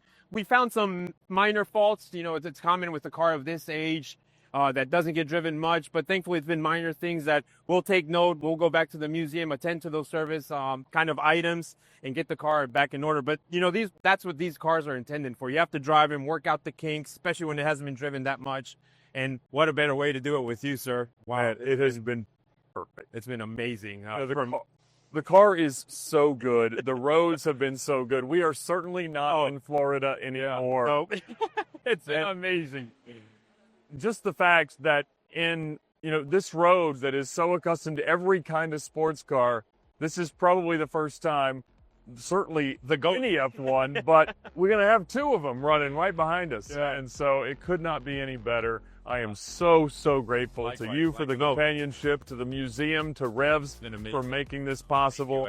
And I don't know how we're going to top this. Yeah, it's gonna be tough. I guess joining in 2027 for the. That's right, the That's what 35th anniversary. That's the thought. It's been amazing. And, Thank you, sir. And it's so fun. Thank you so much. Let's drive some more. Let's go. Some call this the greatest road in America, and that's probably not true, but I still can't think of anything cooler to say than that you drove a McLaren F1 on Tail of the Dragon during a 1,000-mile road trip. Content creation and the relationships that have spawned from it have opened so many doors and created more opportunities than I ever could have dreamt of. But this was truly a mountaintop experience in every sense of the word. The car, the roads, the company, I couldn't have asked for anything more out of this journey. My hopes of being uncomfortable, unimpressed, and uninspired were gone like the third monkey trying to get on Noah's Ark. I have got to get me one of these things. It was time to head back home, give the car back reluctantly, and start flipping over the couch cushions in search of a $20 million bill. So when it comes to YouTube project cars, there's two really important factors. Number one, it needs to be interesting enough for people to actually watch the build through all the videos and maintain that audience interest. And I think number two is it needs to be something that is fixable, that you can actually go through and finish to completion. And I'm thinking of somebody that struggles with the second part and does great at the first part, but I'm not going to name names. But for me, personally, I've been struggling a lot lately in the last year of finding project cars that are interesting and fixable, because at this point I've done so many, I guess, on the channel, probably hundreds of cars bought at this point. And we're also getting into the era of modern cars, say when I started YouTubing 8-9 years ago, getting very, very cheap. But I'm discovering how hard it is to fix these modern cars. So in the last year, I have really lost my you-know-what on some of these builds. So I'll just go through a few recently that I've purchased. To go back about a year, and I bought the cheapest Maserati Ghibli in the USA, which when it was new, it was a really, really stupid thing to buy. $80,000, $90,000 got you V6, it was okay, but the car itself is just such a cheap piece of junk. A lot of Chrysler bits in it, and it's a terrible, terrible new car. But you could argue that it's a pretty good used car because the depreciation is just unbelievable. There's plenty out there that you can buy in the teens, a Maserati, and it has all of that look and horrendous build quality of the big Quattroportes, but obviously worse in a lot of ways. But I can't just buy a car that works and be like, yay, I bought a car that works. I have to buy the worst example. So I found one for $8,000, and I knew it was bad because it had gone through 4 different auctions, sold to 4 different dealers, and then was at this auction very cheap, saying it ran and drove, but a horrible smoke odor in the interior and a lot of wear and tear, 80,000 miles, and it was in New Jersey, so yeah, it's going to be bad. I paid $1,000 to ship it after the $8,000 purchase price. It was the SQ4, so it's the all-wheel drive, black on black. It had all of the look. Showed up, and clearly it wasn't running on all of its cylinders. Smelled horrendous, all the lights on, tires flat spotted, and all the neglect you could possibly do. But it went down the road, it shifted okay. It was more or less a car, hadn't been in a major accident, so I thought, this can't be that bad. It has a dead cylinder, so hopefully it's not anything too serious. But when I drove up to my mechanic, the Car Wizard, and that's, I guess, the other aspect of my channel where people knock me. I'm not the guy going through wrenching and fixing all the cars myself. I've done it some, and it's usually to great calamity. Every year or so, I usually start working on a car for a video just to show how disastrous I am at it. I leave that to the Car Wizard. I document his process, and then I happily swipe the credit card when it comes time to pay. Follow the builds in that sense, how most people would pursue fixing up a car. Little minor things here and there I'll do myself, but the big stuff I leave to the experts. Unfortunately, this Maserati had been badly, badly overheated. So bad that there's no fixing these engines. And I think it's a problem with all Maseratis of this era, where if there's any kind of overheating, there's no like skimming the head gaskets, rebuilding the heads, because the blocks themselves are unfixable. They warp. So you have to get a used engine. And a used engine, well, turns out is like $8,000-$9,000. Even though these cars are all junk and any of the junkyards, they're all pretty much for the same reason. So I rolled the dice and I got a cheaper motor out of a wrecked car that hadn't been run tested. And J&J Auto Wrecking has hooked me up a lot with this. But it was sort of an unknown quantity in the engine. And it was a really interesting hit where it looks like somebody targeted the front right of a tree, which nowadays they call that gap insurance hits. And people are so far upside down on their car loans. So say they bought a Maserati Ghibli for $80,000 new, and now it's worth $10,000, and they still owe $40,000 4 years later. The salesman will gently ask them, do you have gap insurance, which is what covers the car in the case of an accident where it's totaled out and the loan is way more than what the car's worth as far as insurance value. And if they do, they say, oh, there's a great tree right over there in that corner, and you can just smack right into it. So I think that was what happened with that car's engine, because it showed up, we put it in, all the labor to do it, $4,000 or $5,000, knocking. Unfortunately, I have to pay the bill for the engine swap because the Wizard does not warranty used engines at all, and I bought the used engine. He says, if I'm putting it in, you're taking the risk. I don't do used engine swaps anymore for this reason, because so many modern junkyard motors are bad, and he's been burned too many times, so he doesn't do it. It needs to be like a new rebuild crate motor that he buys and marks up, because obviously he's taking the risk. So when I bring in my own engine, yeah, he does the labor, and it's my job to take the loss if it doesn't work out. So it didn't work out.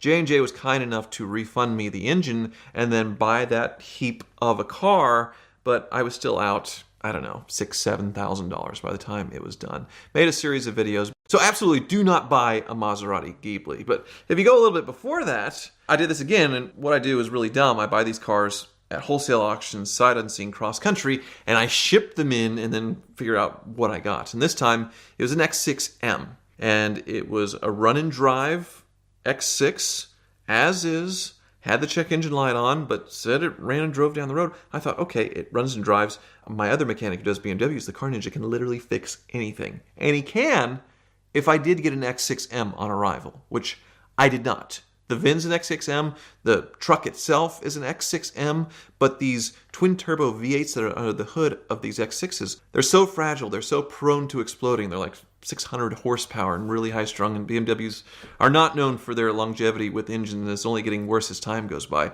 The engine had blown up on this X6M, and somebody had craftily taken out the blown-up motor, found a normal twin-turbo V8, not an M engine. Nothing really fit, but he's able to get it in there, just shoehorn it, get it all just barely together and zip tied and forced in and breaking all the plastic and everything, and just enough where the ECUs could actually run the engine to where it could go through an auction and sell as a run and drive vehicle. But obviously it's got the M badge, it's got the body kit, it's got the suspension, but it's no longer an M car because it doesn't have an M engine. So massively, massively scammed on that one. I think I paid low teens for that car, and there was nothing I could do. Absolutely nothing. The used engine is $10,000, and a new engine, forget about it. And I was so disgusted. It was in such bad shape otherwise. The red paint had faded.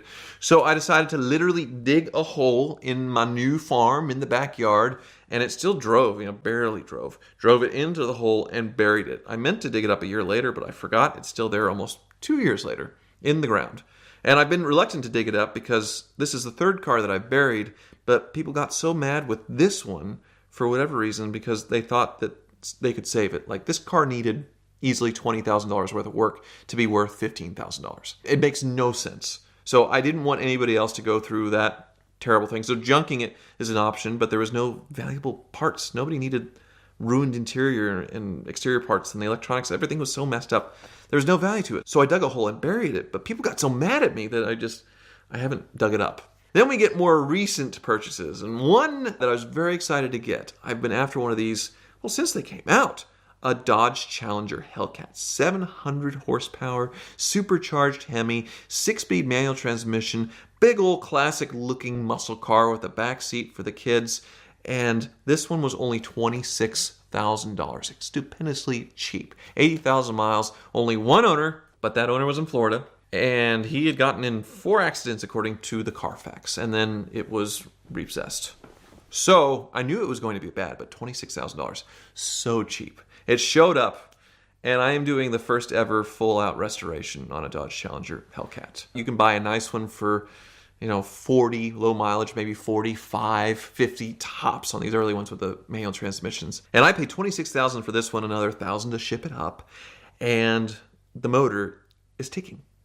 It has the classic Hemi tick, which is where the lifters kind of grind off, and a big mess, which is basically darn near a rebuild on these engines. Completely stripped down to the bare block. We didn't do, pistons and rings, all that stuff, but everything else needed to be done to reach these. It's a massive job. It ended up costing $10,000 to go through this engine. And then I have a car that's been in 4 accidents, so the bumper's hanging off, the hood's kind of crinkled, the frame's straight and all that stuff, but then the interior had these horrendous speakers added in the door panels to where when the door closes, it blocks the seat belt because of these giant speakers to where you can't buckle your seatbelt. You have to open the door to get the seat belt through because it's up against the seat. And then all kinds of substances have been smoked inside, and it's rough. And I will be every bit of $50,000 into this thing when it's done. Because yeah, it's running, driving great. It has a freshly built motor more or less, but now I have to do the suspension. Suspension's ruined. The brakes are gone. It's a mess. And I'm going to do a wide body on it. It's just so stupid. It's so stupid. But the good news about that one is it's something I did genuinely want and do want to keep. It is the spec I like. I like the pearl white and the black hood and the manual transmission. So going through, making it nice, it's okay. The next one was a really cheap car. I just couldn't say no to it. And it was a 2008 BMW 335D, so the diesel. Really cool. They only made them for a couple of years. Actually pretty low production numbers on these. Big power, like 400 pound-feet of torque from the factory on these. And if you tune them, it can be even more. But they have a horrible emission system on them. Diesel exhaust fluid, which basically sprays fluid into the exhaust to keep the diesel from polluting everywhere. And of course, Volkswagen with their Dieselgate got in all kinds of trouble with them cheating the emissions by not having the DEF, but with the dyno cheating. But instead, when it's in dyno mode, they lower the power to where it pollutes less. Well, BMW didn't do that. Instead, they put diesel exhaust fluid on there. Eurasian Bob actually took this on trade after selling it years ago and was willing to sell it to me for $1,500. He actually took it on trade for $2,000, so he was willing to sell it for a small loss, not really knowing what was going on, but he made enough money on the car to just let it go and thought it'd be great YouTube for me, which I was thrilled. It ran and drove. It was in good shape. It had over 300,000 miles on it, but it's a diesel. It's supposed to run forever. They're invincible. German cars. No. So I take this one to the mechanic. We plug it in for the codes because the check engine light's on, and it has like 50 codes. Ridiculous. And also it's leaking coolant because all BMWs leak coolant. The valve cover gasket's leaking because of course it's BMW's leaking that. But the big cost was with all the diesel emissions. So the diesel exhaust fluid tank, new from BMW, $3,000 for the tank with the sensors and all that stuff. It makes no sense. Used, they're still $500, but new $3,000 for this tank. And then there's a heater element in there to heat up the fluid, all that stuff. That was failed as well, $1,000. There's one other part that I'm not remembering for about $1,000, but it was $4,000 just to have this stupid emission system working on this BMW. And then there were the other leaks and all the other issues and everything else I found. It was $7,000 to sort out this car. And of course you can delete all this emission stuff, but I can't do that for a YouTube video because they make examples out of people that delete diesel emission stuff, and you've seen some YouTubers get shut down, fined to oblivion and all that stuff. So no way I was doing that.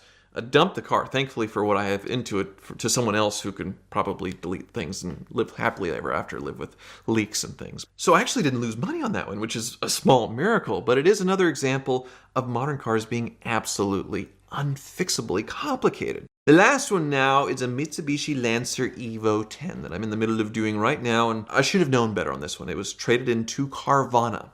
And I'm not an Evo expert to look at the pictures and know the differences, and I'm trying to be more into Japanese cars because I don't do many videos on them. So that was me trying to to do that. People say, why don't you buy Japanese cars? Okay, I'm getting an Evo 10. This is really cool. A little over 100,000 miles. It says it has a grinding gear, but actually the transmission, when it showed up, was fine. It barely grinds into fifth, which doesn't matter because you want to, do the other gears quickly. But the big problem is, which I didn't realize, is it had been pirated for parts. So the fancy Recaro seats that were in there were gone, normal Lancer seats. It probably had some aftermarket upgrades as far as an intercooler and some other things. They were taken off, and then the stock parts were hastily bolted back on, loose and just sort of hanging there. The exhaust had fallen off on transport, and then they damaged it, the transporters. They tried to deliver it in the middle of the night and just drop it so they didn't get in trouble because they'd zip tied the exhaust back on, but they still delivered it, which I wasn't going to let them do, but they still showed up when I wasn't there and then ran away, so they weren't caught liable for ruining the exhaust, which may or may not have been their fault. $1,800 in damage in the exhaust because they ripped the accordion out of the manifold and all that, so just completely shredded it. And it showed up running like garbage, and I thought, oh no, here we go again, a ruined engine. And I actually got lucky in that sense because the oxygen sensors and everything that got ripped off made the car run really poorly once it was warmed up. So once the oxygen sensors were happy and the mass airflow and all that stuff, it ran fine. But the big issue with this one was the all-wheel drive system with the Evos. So they have the electronic controller, sort of a pump for it, and then they have the transfer case itself, and those are both very expensive items. The pump used was $800 or $900. Put that on, it pumped into a transfer case that is leaking, just pouring internally and filling up a diff. So I have to do the transfer case now. And then the suspension's ruined. And then everything else is bolted all wrong. Cosmetically, an absolute total mess. So a nice Evo would be $15,000, $20,000. I paid $8,000 for this one. And I'm going to be, I don't know, $20,000+ into it. So I'm having a really bad run recently. And part of it is me just absolutely being a complete moron. But the other part is modern cars are just so difficult to fix. And when I was starting out in YouTube, a 2016 Challenger was brand new, and the hoopties from 10 or 15 years earlier were much simpler, much easier to get parts for. The supply chain issues with parts and high prices of parts nowadays have made things so difficult. It's all good news for me. That's the thing that's nice about what I do for a living with YouTube, where a good car is good to where I don't lose my butt, but a bad car is also good because then I can make videos about it. So the worse the cars are, the more videos, the more content it makes, and the better I do. But I feel really bad for people nowadays trying to buy a cheap project car, off Marketplace or Auto Tempest or wherever, and their champagne tastes on the beer budget are having them stuck in hoopties that are absolutely mechanically totaled 2, 3, 5 times over. And I think it's just going to get worse as time goes on. Sorry, folks. So it's, I think it's about 2015. I was recently in charge of Road and Track magazine, always looking for big stories to make a splash. And if you remember, the Corvette C7 was new at the time. We had a long-termer, so I borrowed it and came down to Pigeon Forge with 4 other buddies just for a driving weekend. We rented a house, we're having a great time. We stopped to get some gas, and we go in and get a snack. And as I'm walking out the door, this guy stops me and he says, "Hey, is that the new Corvette?" I said, "Oh yeah, it's a new Corvette. We just got it. It's pretty sweet. It's really like it." And he's very talkative. He's got big white teeth, huge smile, very gregarious guy. Usually when you're in a situation like that, the next thing is the person who approaches you wants to talk about their own car and they're great drivers. And we're actually in, probably one of the best driving destinations in the country, right? Around near Gatlinburg, Pigeon Forge, Tennessee. And I look over his shoulder and I could see he's got a 360 Ferrari convertible. And there's a smaller blonde woman sitting in the passenger seat. She's got this little white fluffy dog. So I really didn't know what to think. And when he says, "Are you going to the tail of the dragon?" that immediately told me this guy probably isn't that serious of a driver, because we were in the area, we thought that road was played out and too crowded, and hadn't even planned to go there. So I said, "No, we're not going to go there." He said, "Why not?" I said, "Well, it's too much traffic, it's too crowded." And he goes, "Not if you know when to go." I was like, "Well, when do you go?" He's like, "We go early in the morning." I said, "Well, what about the police, the cops?" He's like, "Well, I grew up with all of them." I was like, "So you want to take us there?" He said, "Sure." So he says, "Meet me there at 6:30 a.m.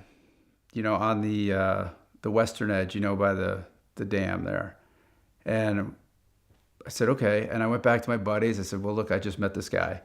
Do we want to interrupt the route we had taken? Should we meet this guy? And there was sort of like, nah, that road, like we said, gets too crowded. There's plenty of other good roads. But I thought there was something there. So I said, let's just do it. And so 6:30 a.m. shows right back up. Now he's got this 700 horsepower supercharged Corvette making all kinds of noise. And so my buddies, they got a GT3. One's got a V8 M3. Another one's got a pretty hot rodded Mustang. So we're all, got pretty good cars. And I've raced with these guys for years. So they're all like really good drivers.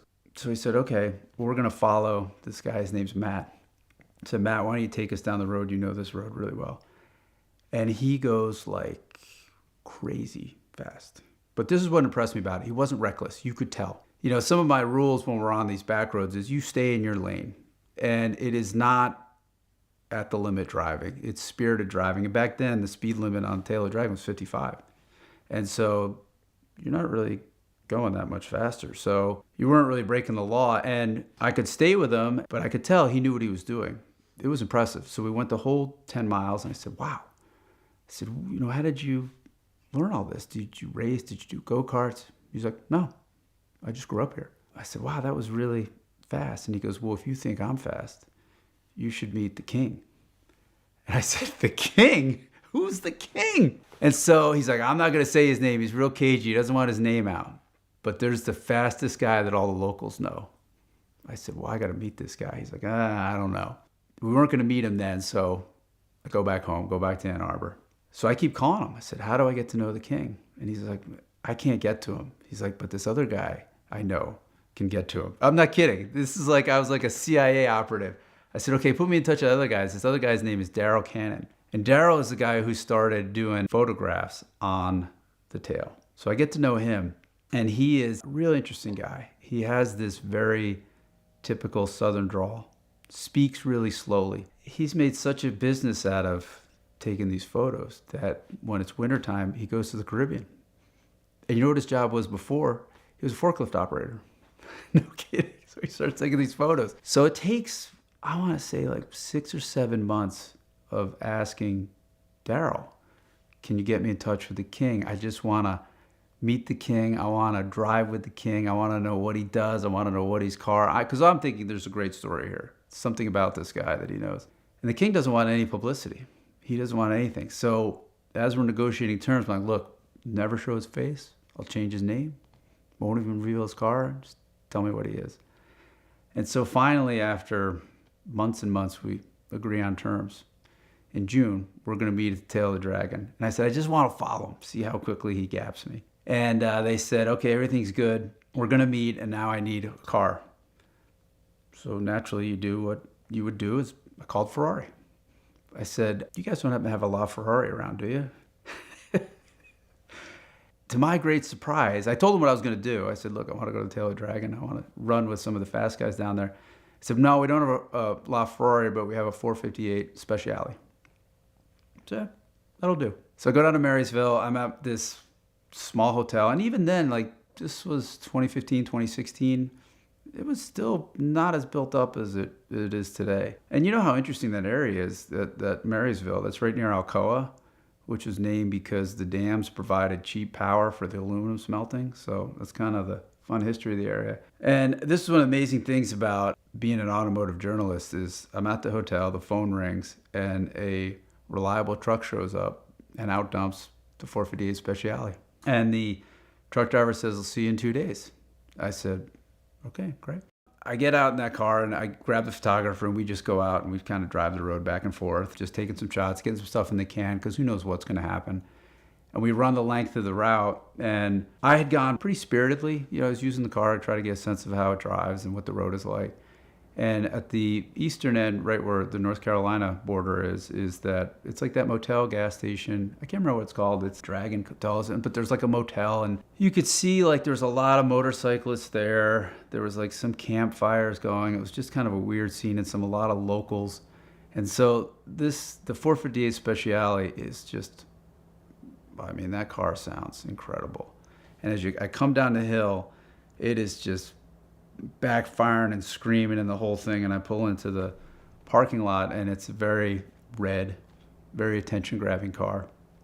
And if you know me, I don't really like that kind of attention. I feel sort of self-conscious. And you could just tell when I pull in and I open up the door, and there's all these kind of scruffy motorcyclists around and maybe some older Camaros, but not like a exotic car scene at all. And it was just, everybody's got their eyes on me. And I felt really, like I said, self-conscious. And somebody comes over and doesn't say a word, but just puts their hands on the tires. And the tires by this point were really hot, and they'd picked up all kinds of gravel. And he just puts his hand on the tire, and he turns around and he goes, "They're almost melted." And then suddenly it was like, okay, credibility established.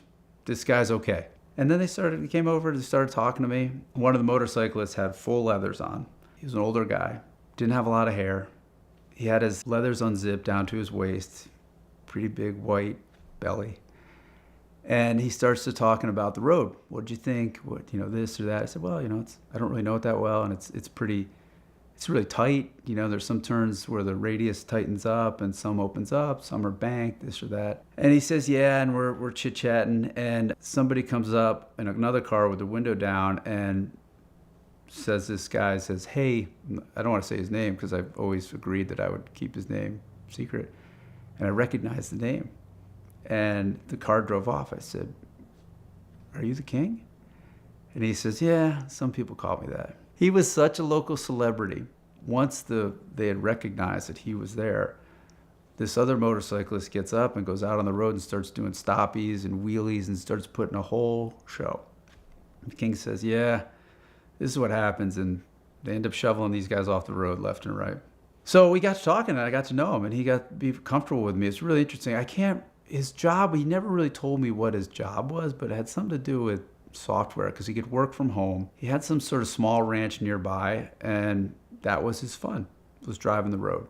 He was on his motorcycle because he said he had the dollar per run calculated in his car and his bike. And he said the bike is like ridiculously cheaper. And, this was like his church. This is how he said he kept sane. This is how he really unwound, and he knew every inch of the road. So I said, well, great. I'm here to do a story with you. And he goes, yeah, about that. And now I'm like, oh, here we go. I brought all this down, and he's going to back out. And I said, look, before he said anything more, I said, look, I just want to follow you. That's it. Nothing else. And he says, okay. He's like, but you got to know I only run at night. I was like, at night? He's like, yeah, that's when I know there's nobody here. I got the whole place to myself, and I run at night. I said, well, now I got a little bit of a challenge on my hands. Like, I don't feel comfortable driving that road at night in somebody else's $500,000 car. So I said, well, how about we meet in the late afternoon, and we'll just do a run, and then we'll wait for it to get dark and just kind of see how it goes. What I really wanted to do was, I had two of these things, these V-Box data loggers that are portable. I wanted to put one with me, and I wanted to put one with him. And I just wanted to see what does he do? Is his minimum speed faster? Does he brake less fast? I don't know. So we agreed we're going to meet at the Western Edge at 4 p.m. I brought along Zach Bowman, who's working with me at the time, and we had our photographer there, and at 4 o'clock, the King shows up in this FD-RX-7, practically gutted. I don't know what I expected car-wise, but that was a pretty good car. I said, oh, what do you got? And he's like, I got it turbocharged. It's like, it's about 300 horsepower. He's like, that's all you need. And I said, well, what's the fast time on this? And what is it? He said, it's about 10 minutes. I said, no way. Because I'd done the calculation. That was like average 60 miles an hour. And having just driven it in this amazing Ferrari, I was thinking, no freaking way. So we finally decide we're just going to buzz down to the Eastern Edge just for kind of, I don't know how I talked him into it, but we did. And I put Zach in the car with him. Matt, the guy who introduced me to all this, he's there with his 700 horsepower Corvette. Daryl's there. He's got, I think, an S2000. And so the four of us decide we're just going to run down, and the King leads us out. I'm behind. It was amazing to watch him because I've been racing for a lot of years. And when you're in a really intense race, and The one thing I learned long ago about modern road racing is you're really on the edge of control all the time if you're going fast. Like I'd grown up with Jackie Stewart saying, well, imagine there's a bowl on your hood and there's an egg in the bowl and you can't spill it out. And I think that was legit in the 70s. But the real unlock for me was when I watched these other drivers and the cars are just like on the edge of control all the time and they're sort of just hanging on to it. And that's where, Mario Andretti's quote, if everything's just going fine, you're not going fast enough. And so I sort of expected that of the King. But he drove this thing literally it's on rails. And I was trying to keep up with him, but I was losing ground. The only way I could keep up with him was there'd be a straight and I could use the Ferrari's horsepower advantage, or there'd be somebody that would slow us down before they pulled off, and then I could sort of catch back up. But there was no way I was keeping up with this guy. Nor did I really want to. Like I said, I think on-road driving, you keep a big safety margin. But it was clear to me he had a huge safety margin as well, but he was just not doing it. So we get to the other end. The photographer with me is white. I mean, he had never done it. He's like, you guys are crazy. And I was like, I didn't think it was anything big deal. So I go ask Zach, I said, what was it like? And he's like, he drove like he was sitting in a lazy boy. One hand on the wheel, just talking the whole time, just doing this. So the guy was legit. Matt's behind me. He's, man, you sandblasted me, because he was like, he's very competitive. He wants to be right on the bumper. It was really amazing to watch these guys. I don't know what do I call it, skill, or they knew the road, but I really embraced how they loved driving like I did. Like this was their thing. There was some adrenaline too, but it was just the act of piloting this machine on this road in the best optimal way. And I thought that was pretty cool. So we sort of thought, okay, are we going to start from the west end or the east end? And the King wants to start from the west end, so we go back. And then we're waiting for night to fall. It's getting darker, and maybe it's about 6 or 7 o'clock. And you could see the traffic starting to funnel out. So it's starting to thin out. And I'm thinking, okay, we're getting ready. I put the gears in the car. The King comes over. He's like, now tell me again why I want to do this. And I'm like, well, what do you mean? He's like, why do I want to let people know what's going on here? And I said, well, okay, it's fair. But I was like, this is just such a great story. And it's kind of about you, but it's kind of about honoring you. And it's kind of about the road and driving and all that stuff. And I can't remember exactly all the stuff I tried to pepper on. Finally kind of agrees. He's like, well, he doesn't really want any publicity. So he's like, yeah, I don't really care. I talk him into it, and we're still waiting for night to fall. We're doing some other photography stuff, and somebody pulls up fast, skids their brakes, and says, does anybody have a cell phone? Of course, we all have cell phones, but there's no signal. We said, no, we don't have any cell phone. He says, well, a motorcyclist went off the road and needs help. And so we're sitting there, and I just remembered that morning in the Marysville paper, this is when there's still a paper, I'd gotten it that morning, and already by June, there had been 3 deaths on the road. Like people were driving over their heads or riding their motorcycles. So we said, well, somebody goes back into town to try and alert the authorities. And we decided, okay, we're going to go down the road. And it was like maybe 5 miles, maybe right in the middle of, the 10-mile stretch of the Tail of the Dragon. And there were some people that had stopped there, and the rider was lying on the side of the road. I went up, and he was talking, and he was moving, and I was like, okay, he's okay. I can't remember what was hurt. I think it was his leg. I think he's broken his leg. And I looked down the ravine, and the one thing about the Tail of the Dragon, there are no guardrails. Like one side is the mountain, and then the other side's a drop off. And this guy had gone off on his motorcycle, and you could see where his bike like pinballed between the trees, because you see the scars on the trees, and it was way down there. And lucky for him, he was able to crawl his way back out. Otherwise, they never would have found him.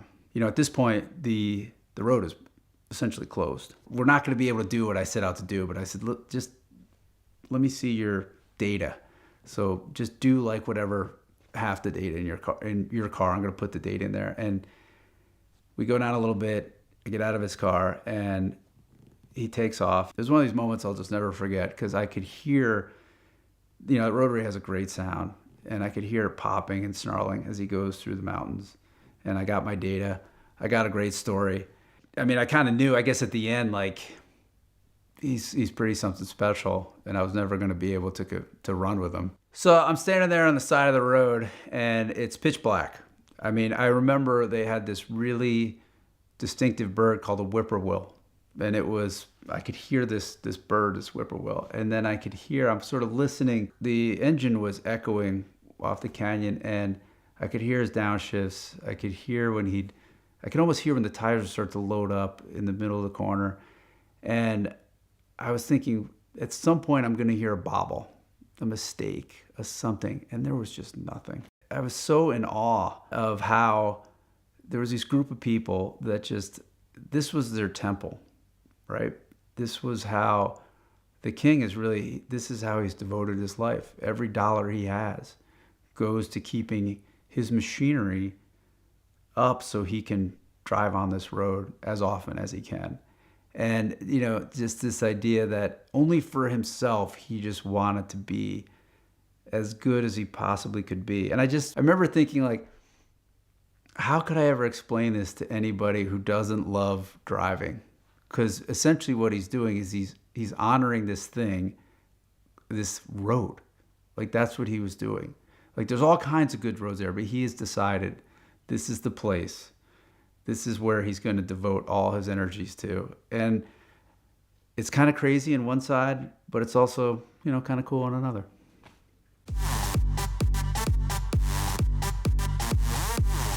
6 years ago, I made a video talking about what it really took to play the game and earn VIP or top tier allocation status with a supercar manufacturer like Lamborghini, McLaren, Porsche, and of course, Ferrari. Now, Ferrari is the most iconic and enigmatic because they have the longest running history of producing the highest demand cars where it was super competitive in order to get whatever you want. And I thought it made sense today since we have now gotten past the F80 allocations, the LaFerrari successor. So if you didn't get a call from Ferrari, you are not getting one. And like the rest of the world, you'll be faced with the opportunity to pay whatever the market decides the pre-owned cars are worth. But also it makes sense to look back because the game has changed a lot because there are so many more people playing it. Now, over the years, I've had so many people come to me at events and things and say, Ed, thank you. I actually did find this video useful, which the entire comments of the first video were just like, who is watching this that's about to go spend millions and millions of dollars? They're probably not on YouTube, but it turns out they were on YouTube. And in many cases, they were sent that video from their dealership. So whatever dealer they were trying to build status with and order cars with, rather than them being the bad guy and saying, these are all the things that you need to start doing, they decided to just let me be the bad guy and tell people. And so it's gotten millions of views, but I think it's interesting because in that relatively short amount of time of 6 years, it has changed massively. And back then I described it using an acronym, LOVE, love, standing for loyalty, options, volume, and events, being the things that you really needed to focus on in order to start to gain and build that status with the manufacturer. And that was very true because especially 5 to 10 years ago, that second one, options, was the cheat code. And we'll talk about different times where there have been different cheat codes or different ways to sort of game the system into a higher status than you might ordinarily deserve just based on your track record and history of ordering new cars from the brand, because it isn't just that anymore. When they allocated the Enzo in 2002, 2003, that is what it was based on. You had to have ordered a ton of brand new Ferraris, spec'd them yourself, and taken delivery through your dealership, and that's how they were allocated. And in most cases, you would have had to have bought dozens of new Ferraris in order to be considered for an Enzo. With the LaFerrari, it changed a little bit, focused a little bit more on some additional criteria, events, and things like that. Also, the collection of cars that you were building and the ones that you continued to own. So you couldn't just buy them, keep them the regular, 6, 12, 24 months, however long they wanted you to have that particular model, and then sell it. You still needed to have a lot of them. And so when I made that video, you actually could have just gone and ordered hundreds of thousands of dollars worth of options on a car, and that would have got you in front of, in many cases, because you're going to the factory to order these cars, in front of Ferrari enough that you could have gained that kind of status. Now, again, I'm talking about hundreds of thousands of dollars in options on top of just a normal car,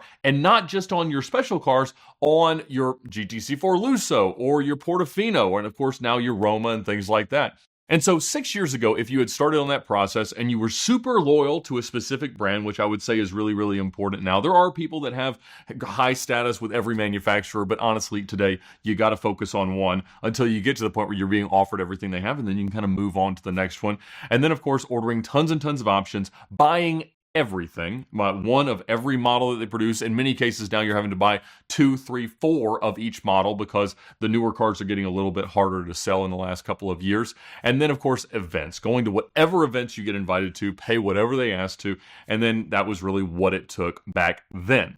Now, since then, there have been 2 additional changes that were sort of like cheat codes that people used because there were so many people willing to put hundreds of thousands of dollars in options in every new car, multiples of each car, however many you wanted them to have. There were people walking into every Ferrari dealership saying, I am willing to do whatever it takes because I want to get that next really hard to get car.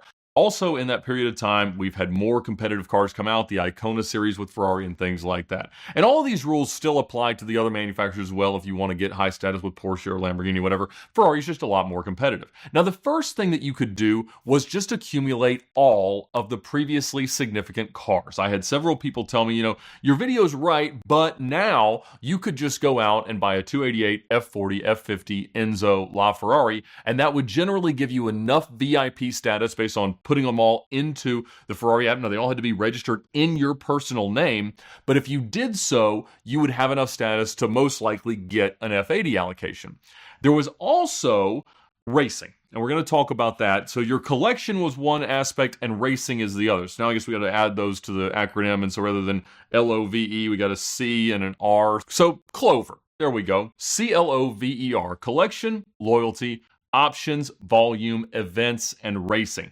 Racing could come in a couple of different forms for a while. If you were an active challenge car racer, that got you pretty much whatever you wanted in terms of new car allocation, especially as it pertained to like pistas, pista aperta, 812C, stuff like that. Now there's enough people willing to do that you do have to have some racing involvement. And then the third sort of cheat code was Corsa Clienti. So if you campaigned an XX car like an FXX or a 599XX, or if you had bought a Ferrari Formula One car, you could have them maintain that car. They have special racing days around the world every year, and you could go out, pay them honestly not that much money. Usually the events were only like $5,000 to $20,000.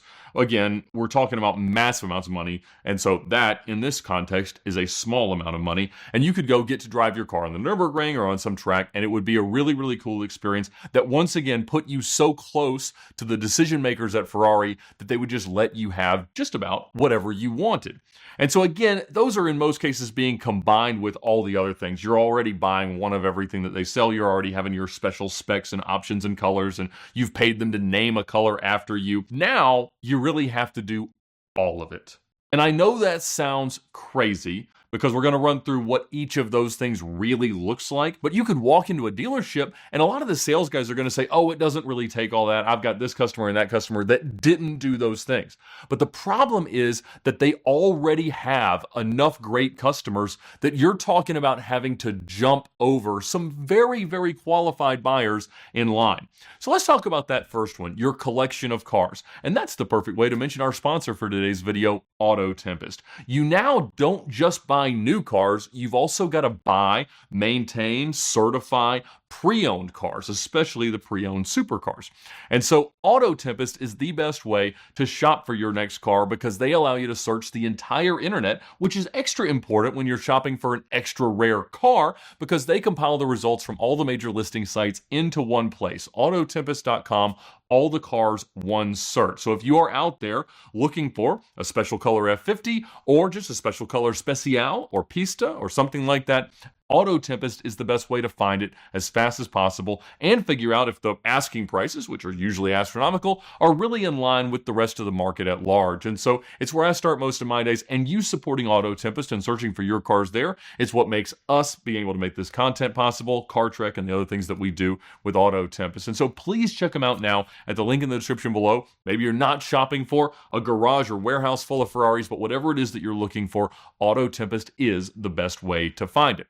So you have to build a massive collection, and that will be partially from your ordering of new cars, but significantly from buying the old stuff. And I would say that if you wanted to buy an F90 or a car 10 years from now that's going to be ultra competitive, you would need to at least have an F80, which you'll have to probably go out and spend $5 to $6 million on based on the premium initially over it. It'll cool down eventually, so maybe you can buy one for 4 or 5 at some point. But you'd also need to buy a LaFerrari, which can be, I don't know, $3 to $4 million. So you have to have those. honestly, because of the value that it has, I would buy the rest of them as well, because it's the only part of this equation that will not ultimately make you lose a lot of money. Okay, so today to buy a 288 F40 F50 Enzo LaFerrari plus whatever it's going to cost you to buy an F80 is probably going to be $20 to $25 million. Now, they don't all have to be in the US, so at times it was cheaper to own them overseas but still be able to put them in your app as being one of your cars. Now it's pretty much a world market, so you're just going to have to do what you have to do. But yeah, everything's gotten expensive, and in the last 6 years, almost all of those cars have doubled in value because of this exact reason. It has gotten so much more competitive because so many people know if they don't have them, then they're not going to be as eligible or even eligible at all for the next car. Now, if you want Icona cars, you also have to buy those. So you need to buy an SP1 or SP2. You don't have to own both, and an SP3 to get whatever SP4 happens to be. Now, those are kind of a forked allocation because you're not allocated cars in exactly the same way to get an SP3 as you are for an F80 or a LaFerrari, but generally it's all going to start to overlap, and if you're going to get one, you want to get them all, and so I guess you're just going to have to buy everything. Now, fortunately, I suppose, Ferrari Financial Services will help you to finance that $20 million worth of cars through their own stuff, and that is actually better because obviously they're making some interest money on you, so yeah, maybe you don't have to outlay 8 figures worth of money. You're just going to pay $1.5 million in interest to float these cars as part of your collection. But that allows Ferrari to see into your personal finances, believe that you're going to be in a position to buy the next one, pre-qualify you maybe, I don't know. But that's a little harder with some of the SP cars because they are show or display only. I actually don't know if Ferrari Financial will let you finance an SP2 or SP3. A lot of banks wouldn't because they don't have exactly the same types of titles and things like that. But I'm sure that you would find a way. Also, you can't sell your collection of cars until you have gotten its replacement. So you couldn't sell your F12 TDF until your 812C came in. In most cases, these guys are holding on to all of them anyway. And so even though you're kind of building this equity opportunity by being able to buy these cars at MSRP rather than the market premiums, which could be $1 million over, you can't realize those gains because you're just not allowed to sell them that early. Or if you do, as with the SF90XX program, if you did not currently own an SF90, you were not granted an XX allocation. And so a lot of people had to scramble and reorder another SF90 so they would have one to be able to get the car that they should have been entitled to, at least they thought they should have been, based on their status and previous orders of the cars. Now again, you're going to want to put $100,000 to $200,000 or more in options on each car, hopefully in a distinctive spec that gets you recognized by the factory. So they say, oh, that's Ed's car in Verde Ed going down the assembly line.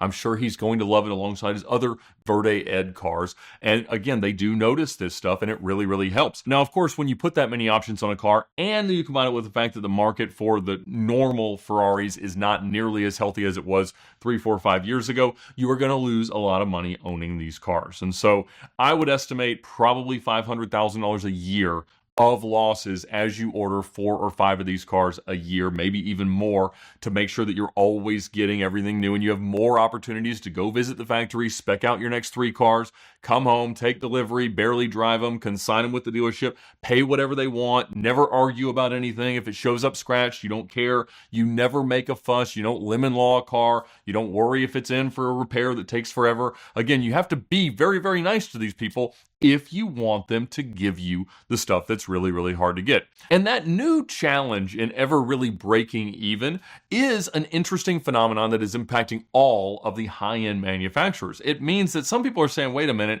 for that amount of money, I could buy all the Bugattis, I could buy all the Paganis, I could buy all the Koenigsegg's, I could buy all the Lambos, and maybe I can have more fun with those other brands. Now, it's different than the experience that you would have with Ferrari, but it at least begs the question of, is this now the best place to invest your money? So we've got loyalty, we've got options, we've got volume, and the next is events. Ferrari has hospitality at virtually every Formula One race, all of cavalcade events, drives, challenge races. You want to go to all of them you can. If you'd gone to cavalcade last year, you would have been eligible to get a cavalcade spec of your next car. So whether it was an 812C or an SF90 or whatever it is, you could get a special color option. Now that did not grant you the allocation for the car. So if you saw somebody get a cavalcade SF90 or 812 rather than 812 comp, it was generally because they did not get an allocation for the harder to get car. Either way, valuable, very expensive, and some people didn't want them and things like that.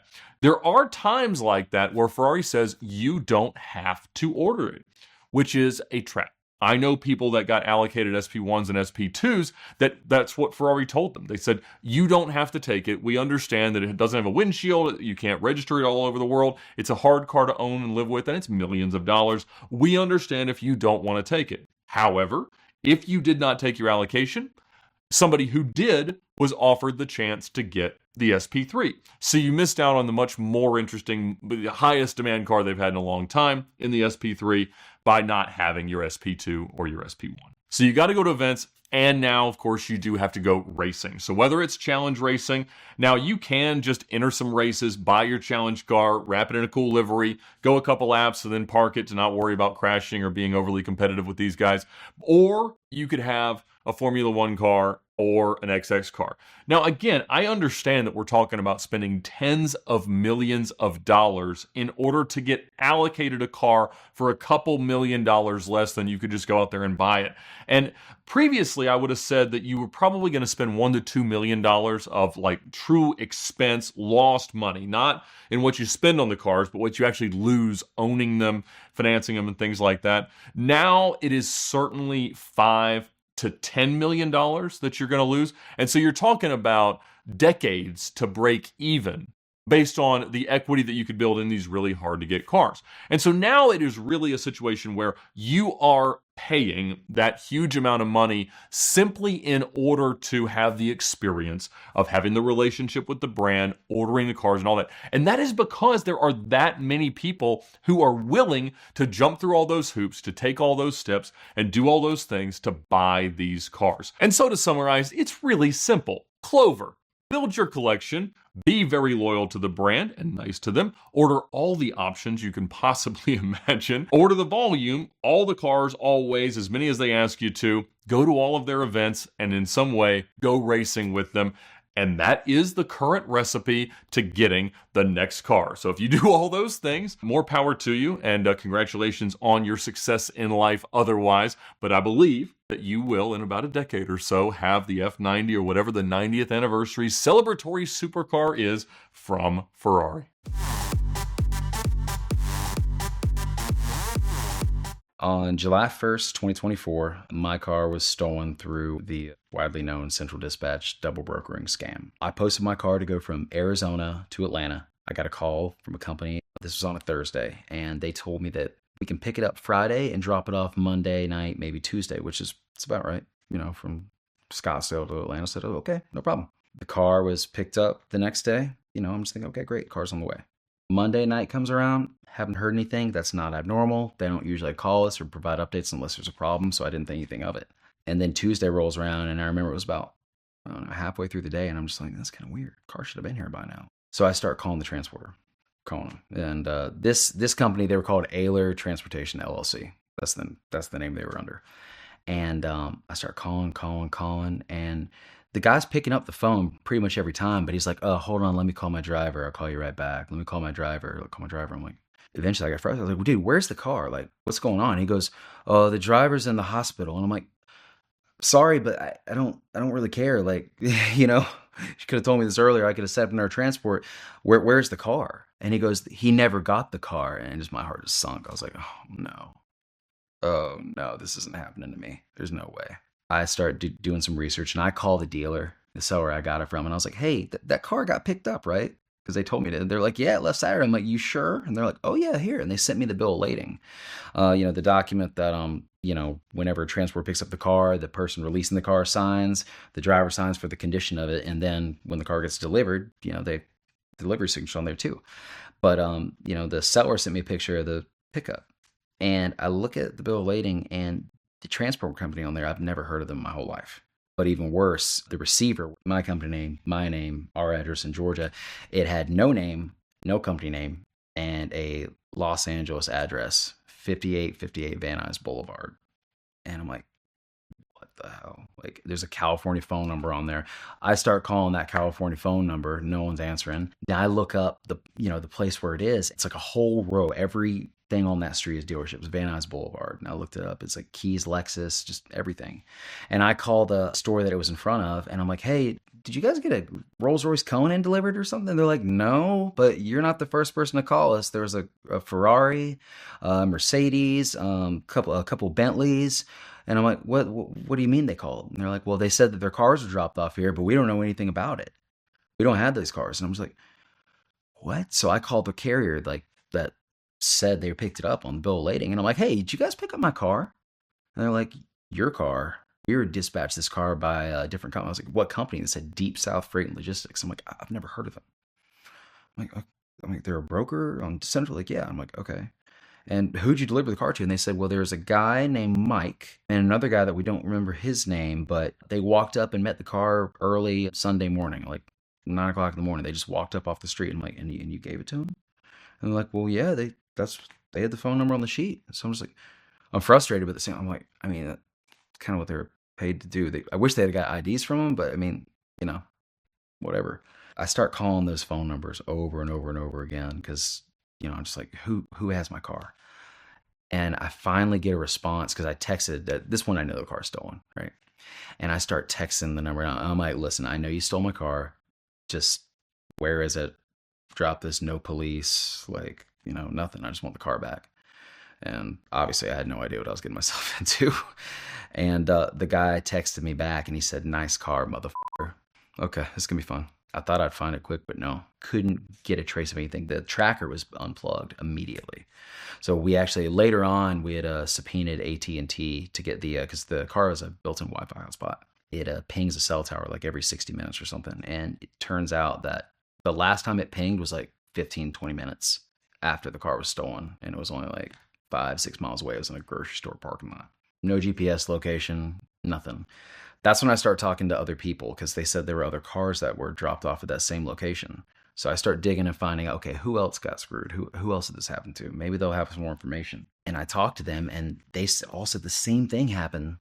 This company, Deep South Freight and Logistics. I'm like, who is Deep South Freight? So I looked them up and on Central, and they're fairly new, but they only have like 5 or 6 reviews. They're all 5 stars, but all their reviews are from Ayler Transportation, the company that initially called me to take my load that I booked it with. So then I look on Ayler's reviews and it's all Deep South Freight. So I'm like, are these the same people? And then I look on some of their different listings and some of the dispatch sheets of other people, and they had the same phone numbers. So I'm like, these are the same people. And I'm like, okay, so that's how they're doing this. Ayler takes it, and then they log out because now they have what they need. They have the pickup address and they have the vehicle information. They log out, log in under Deep South Freight, and then Deep South Freight posts the load on a load board. Only difference is they change where it's going, which in this case, most of these guys were going to LA. I mean, that's how they were doing it. It happened to all of us, and no one could figure out because most people think that the transport drivers, like the people with the trailers, are stealing the car. No, they're not. They're not. They are innocent. They're dropping them off because they're paid to do it. They're contracted by a company on Central, and that's it. Now, there have been some that were smart that got there, realized something was up, and started like backtracking and called dealers and stuff going, hey, this don't feel right. And some people got lucky, but I didn't. Nor did anybody else that was associated with mine. So the next few days, weeks, I started just looking in and trying to figure out, where I could find this car. Police couldn't help me at all. Nothing was happening. And that's when I started trying to chase down other cars that were stolen by them because I thought that, if I find another one, I'll find where they had this big. In my head, I'm thinking there's this big warehouse just full of all these cars. There wasn't, but I had to try. So that's when we recovered the G-Wagon, the Rolls-Royce, and McLaren Blue Urus. And then we prevented on that one, the Rolls-Royce Dawn, one that was at the Federal impound lot. I just kept looking into it. Then the trail went cold around August. We didn't really hear anything after that. And I kind of stopped looking into it as much, just because at this point I was like, dude, I'm not going to find this thing. I kind of chill out for a little while. And then it's about the first, I want to say it was the last week of October, first week of November, I get a message on Instagram. And keep in mind, when this first happened, I posted it everywhere, stolen Conan, pictures of it, pictures of the interior, because the interior is really easy to recognize. It's Arctic white, and it has the red stitching, like, so the R's are red, and then like on the seats it has like black paneling, right? I haven't seen that many with them, maybe 3 or 4 total. So chances are, if someone noticed that interior and it was in LA and it was a black car, it was probably mine. So I get a message on Instagram. This guy goes, "Hey, I found your car." And I was like, "Oh, this is bullshit. Here we go." And then he sends me a picture of, first he blacks out the person that's in it, but it's this girl that's like posing in the back of it. And I'm like, "Oh yeah, that's the car." And I'm like, "Who is it?" And he was like kind of scared to tell me at first, but I got him to eventually. And he's like, "Please don't tell me." I was like, "Dude, I just want the car. I don't know who you are." So he sends me, this girl's name and her Instagram.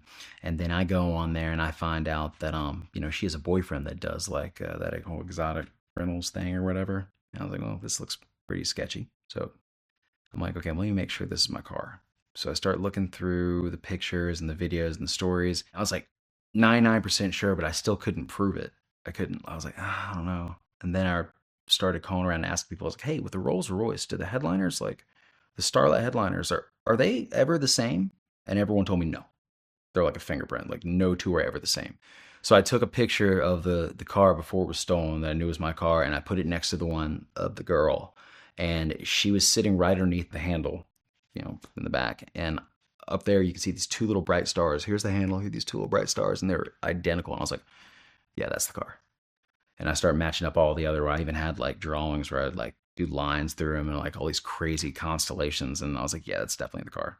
So at that point, I focused everything I could on trying to figure out who they were and, where they were, where the car could be. And, it turns out the guy who had the car, supposedly, he had just rented it for a day from one of his buddies. Of course, he didn't want to tell me who his buddy was, then he stopped really talking to anybody because I had a couple people reach out to him. I reached out to him. It didn't go so well. And then all of a sudden, I get a TikTok sent to me of this guy that was walking around. It was playing mariachi music, and Conan was right there, but it was white. Because at first I was like, no, that's not my car. But then I saw the interior, and I was like, and then I looked, the mirrors are still black. The parking sensors are still black. The grill's still black. The badge still. I'm like, this might be the car. And they changed the wheels too. The head Forgiato, the Travis Scout ones, they kind of look like dishes, like no spokes or anything. But they had changed those too, and they put these cheaper wheels on there. And I was like, man, that might be the car. So I watched the video and went through it, and I saw the Starlight headliner, matched it up again. I was like, damn it, that is the car. So I started trying to find out everything on him. I got some information from some people that he may not be one to mess with. I'll kind of leave it at that. But I do know that he was associated with a dealership in Mexico called Alvarez Exotics. And I know this because he had one of his other personal cars had a Alvarez Exotics logo on it, and also had the Canelo logo. He's a famous Mexican boxer. All that, Alvarez Exotics, that's his family's dealership. His name is Saul Canelo Alvarez, I believe is his full name. And I knew this guy who had my car in LA was associated with that. But from what I knew, my car was still in LA, because the video, I was able to take the pictures, of the screenshots of it, and I was able to place exactly where it was, and I found where his house was and everything. Police, they said that they drove by, didn't see the car. I don't know if they did or not. I don't know. I mean, they could have, maybe not. I knew that he was associated with this dealership in Mexico, but I didn't really think the car was going to end up in Mexico. I mean, this is kind of stuff you hear about in, movies. Like, I really didn't think it would happen to me. I thought eventually someone would get pulled over in LA and I'd get it back. But no, 2 weeks later, Alvarez Exotics posts Conan sold on their Instagram, and I go through the pictures, same thing, stars in the headliner, that's it. That's the one. They didn't have any information on there. They don't have a real website either. They're a dealership that sells exotic cars. Like, they have Uruses, they have STO on there, all kinds of stuff. Like, it looks nice. Like, the picture of the place looks really nice. It's in Guadalajara. Where's your website? If you're selling cars, I don't know how you're marketing that without internet, like a website, but whatever. We start calling down there, just at hopes of maybe they'll do the right, had to try. And at first they said, no, that's not our car. That's not our car. It is your car. It's at your dealership. It has your logo. Like, they did the little vinyl thing on the back that dealerships do. It said, Alvarez, your logo's on there. And all your employees are posting it on their TikToks and their Instagrams. Like, y'all have the car. And they're like, oh, well, we bought it from someone, and I'm having to use a translator. So that kind of doesn't help either. But they basically told me that, yeah, we bought it from someone and it's sold now. It's not on the lot anymore. And I'm like, well, that car is stolen. And I'm certain it's been VIN swapped. But if you plug in a computer to that, ECU, like it's going to show the real VIN. You plug it in, like any kind of scanner will. And at first they were like cooperative. They're like, okay, well, yeah, we'll support you, and we'll hook it up, and call back tonight, and we'll figure this out. Well, that night we called back, and it was totally different tone. Like, you don't know who, what you're talking about. We don't know who you are. You trying to scam us? Like, how do we know it's your car? And I'm like, energy changed, right? So, we're like, look, no, this is our car, and we're going to send you the VIN number. We send them a picture of the title. Like, this is what the VIN number you will find in the computer will be. And they agreed that if they found it, when they said they were going to scan it, that if it was right, they were going to send us video proof, if it was or wasn't. Well, then they never did that. And then they completely ghosted us. And that was it. We tried to get a hold of them again, nothing. They took the post down off Instagram, like, immediately. There's still some videos of it on their employee stuff, though. But they tried to just wash their hands of it. And now one of their customers has been posting it. He's a Luis. I'm going to pronounce this wrong, but Luis Conriquez. He seems like a pretty famous Mexican singer. He's posting it on. I mean, it's on his Instagram story right now. He was riding around drinking champagne in the back of it last night after his concert. And he's got tons of selfies with Canelo and Canelo's brother, and at the dealership. And they're obviously all friends, but. And I tried to, before I even told the story, this is the first time I've told this out loud to anybody. I tried to contact a lawyer that works for Canelo, but I got no cooperation. All I got was, you don't know it's your car. How do you? I'm telling you everything. I know I wouldn't be making accusations if I didn't do my research. Didn't just see a picture of some seats in a car in a different country and just assume it's mine because I want it to be. I don't want my car to be in Mexico. Promise. I wanted to be here. It'd be a lot easier, but that's kind of where we're at now. Yeah, it's been fun. So those are our top 10 car stories of 2025. And once again, thank you to Auto Tempest for making this video possible and supporting VINwiki for so many years, and of course for making you the shrewdest possible car buyers out there. So click the link in the description below to check out autotempest.com now. And without any further ado, here is our countdown to midnight. 10, 9, 8, 7, 6, 5, 4, 3, 2, 1. Happy New Year, everyone. I hope you have a wonderful 2026.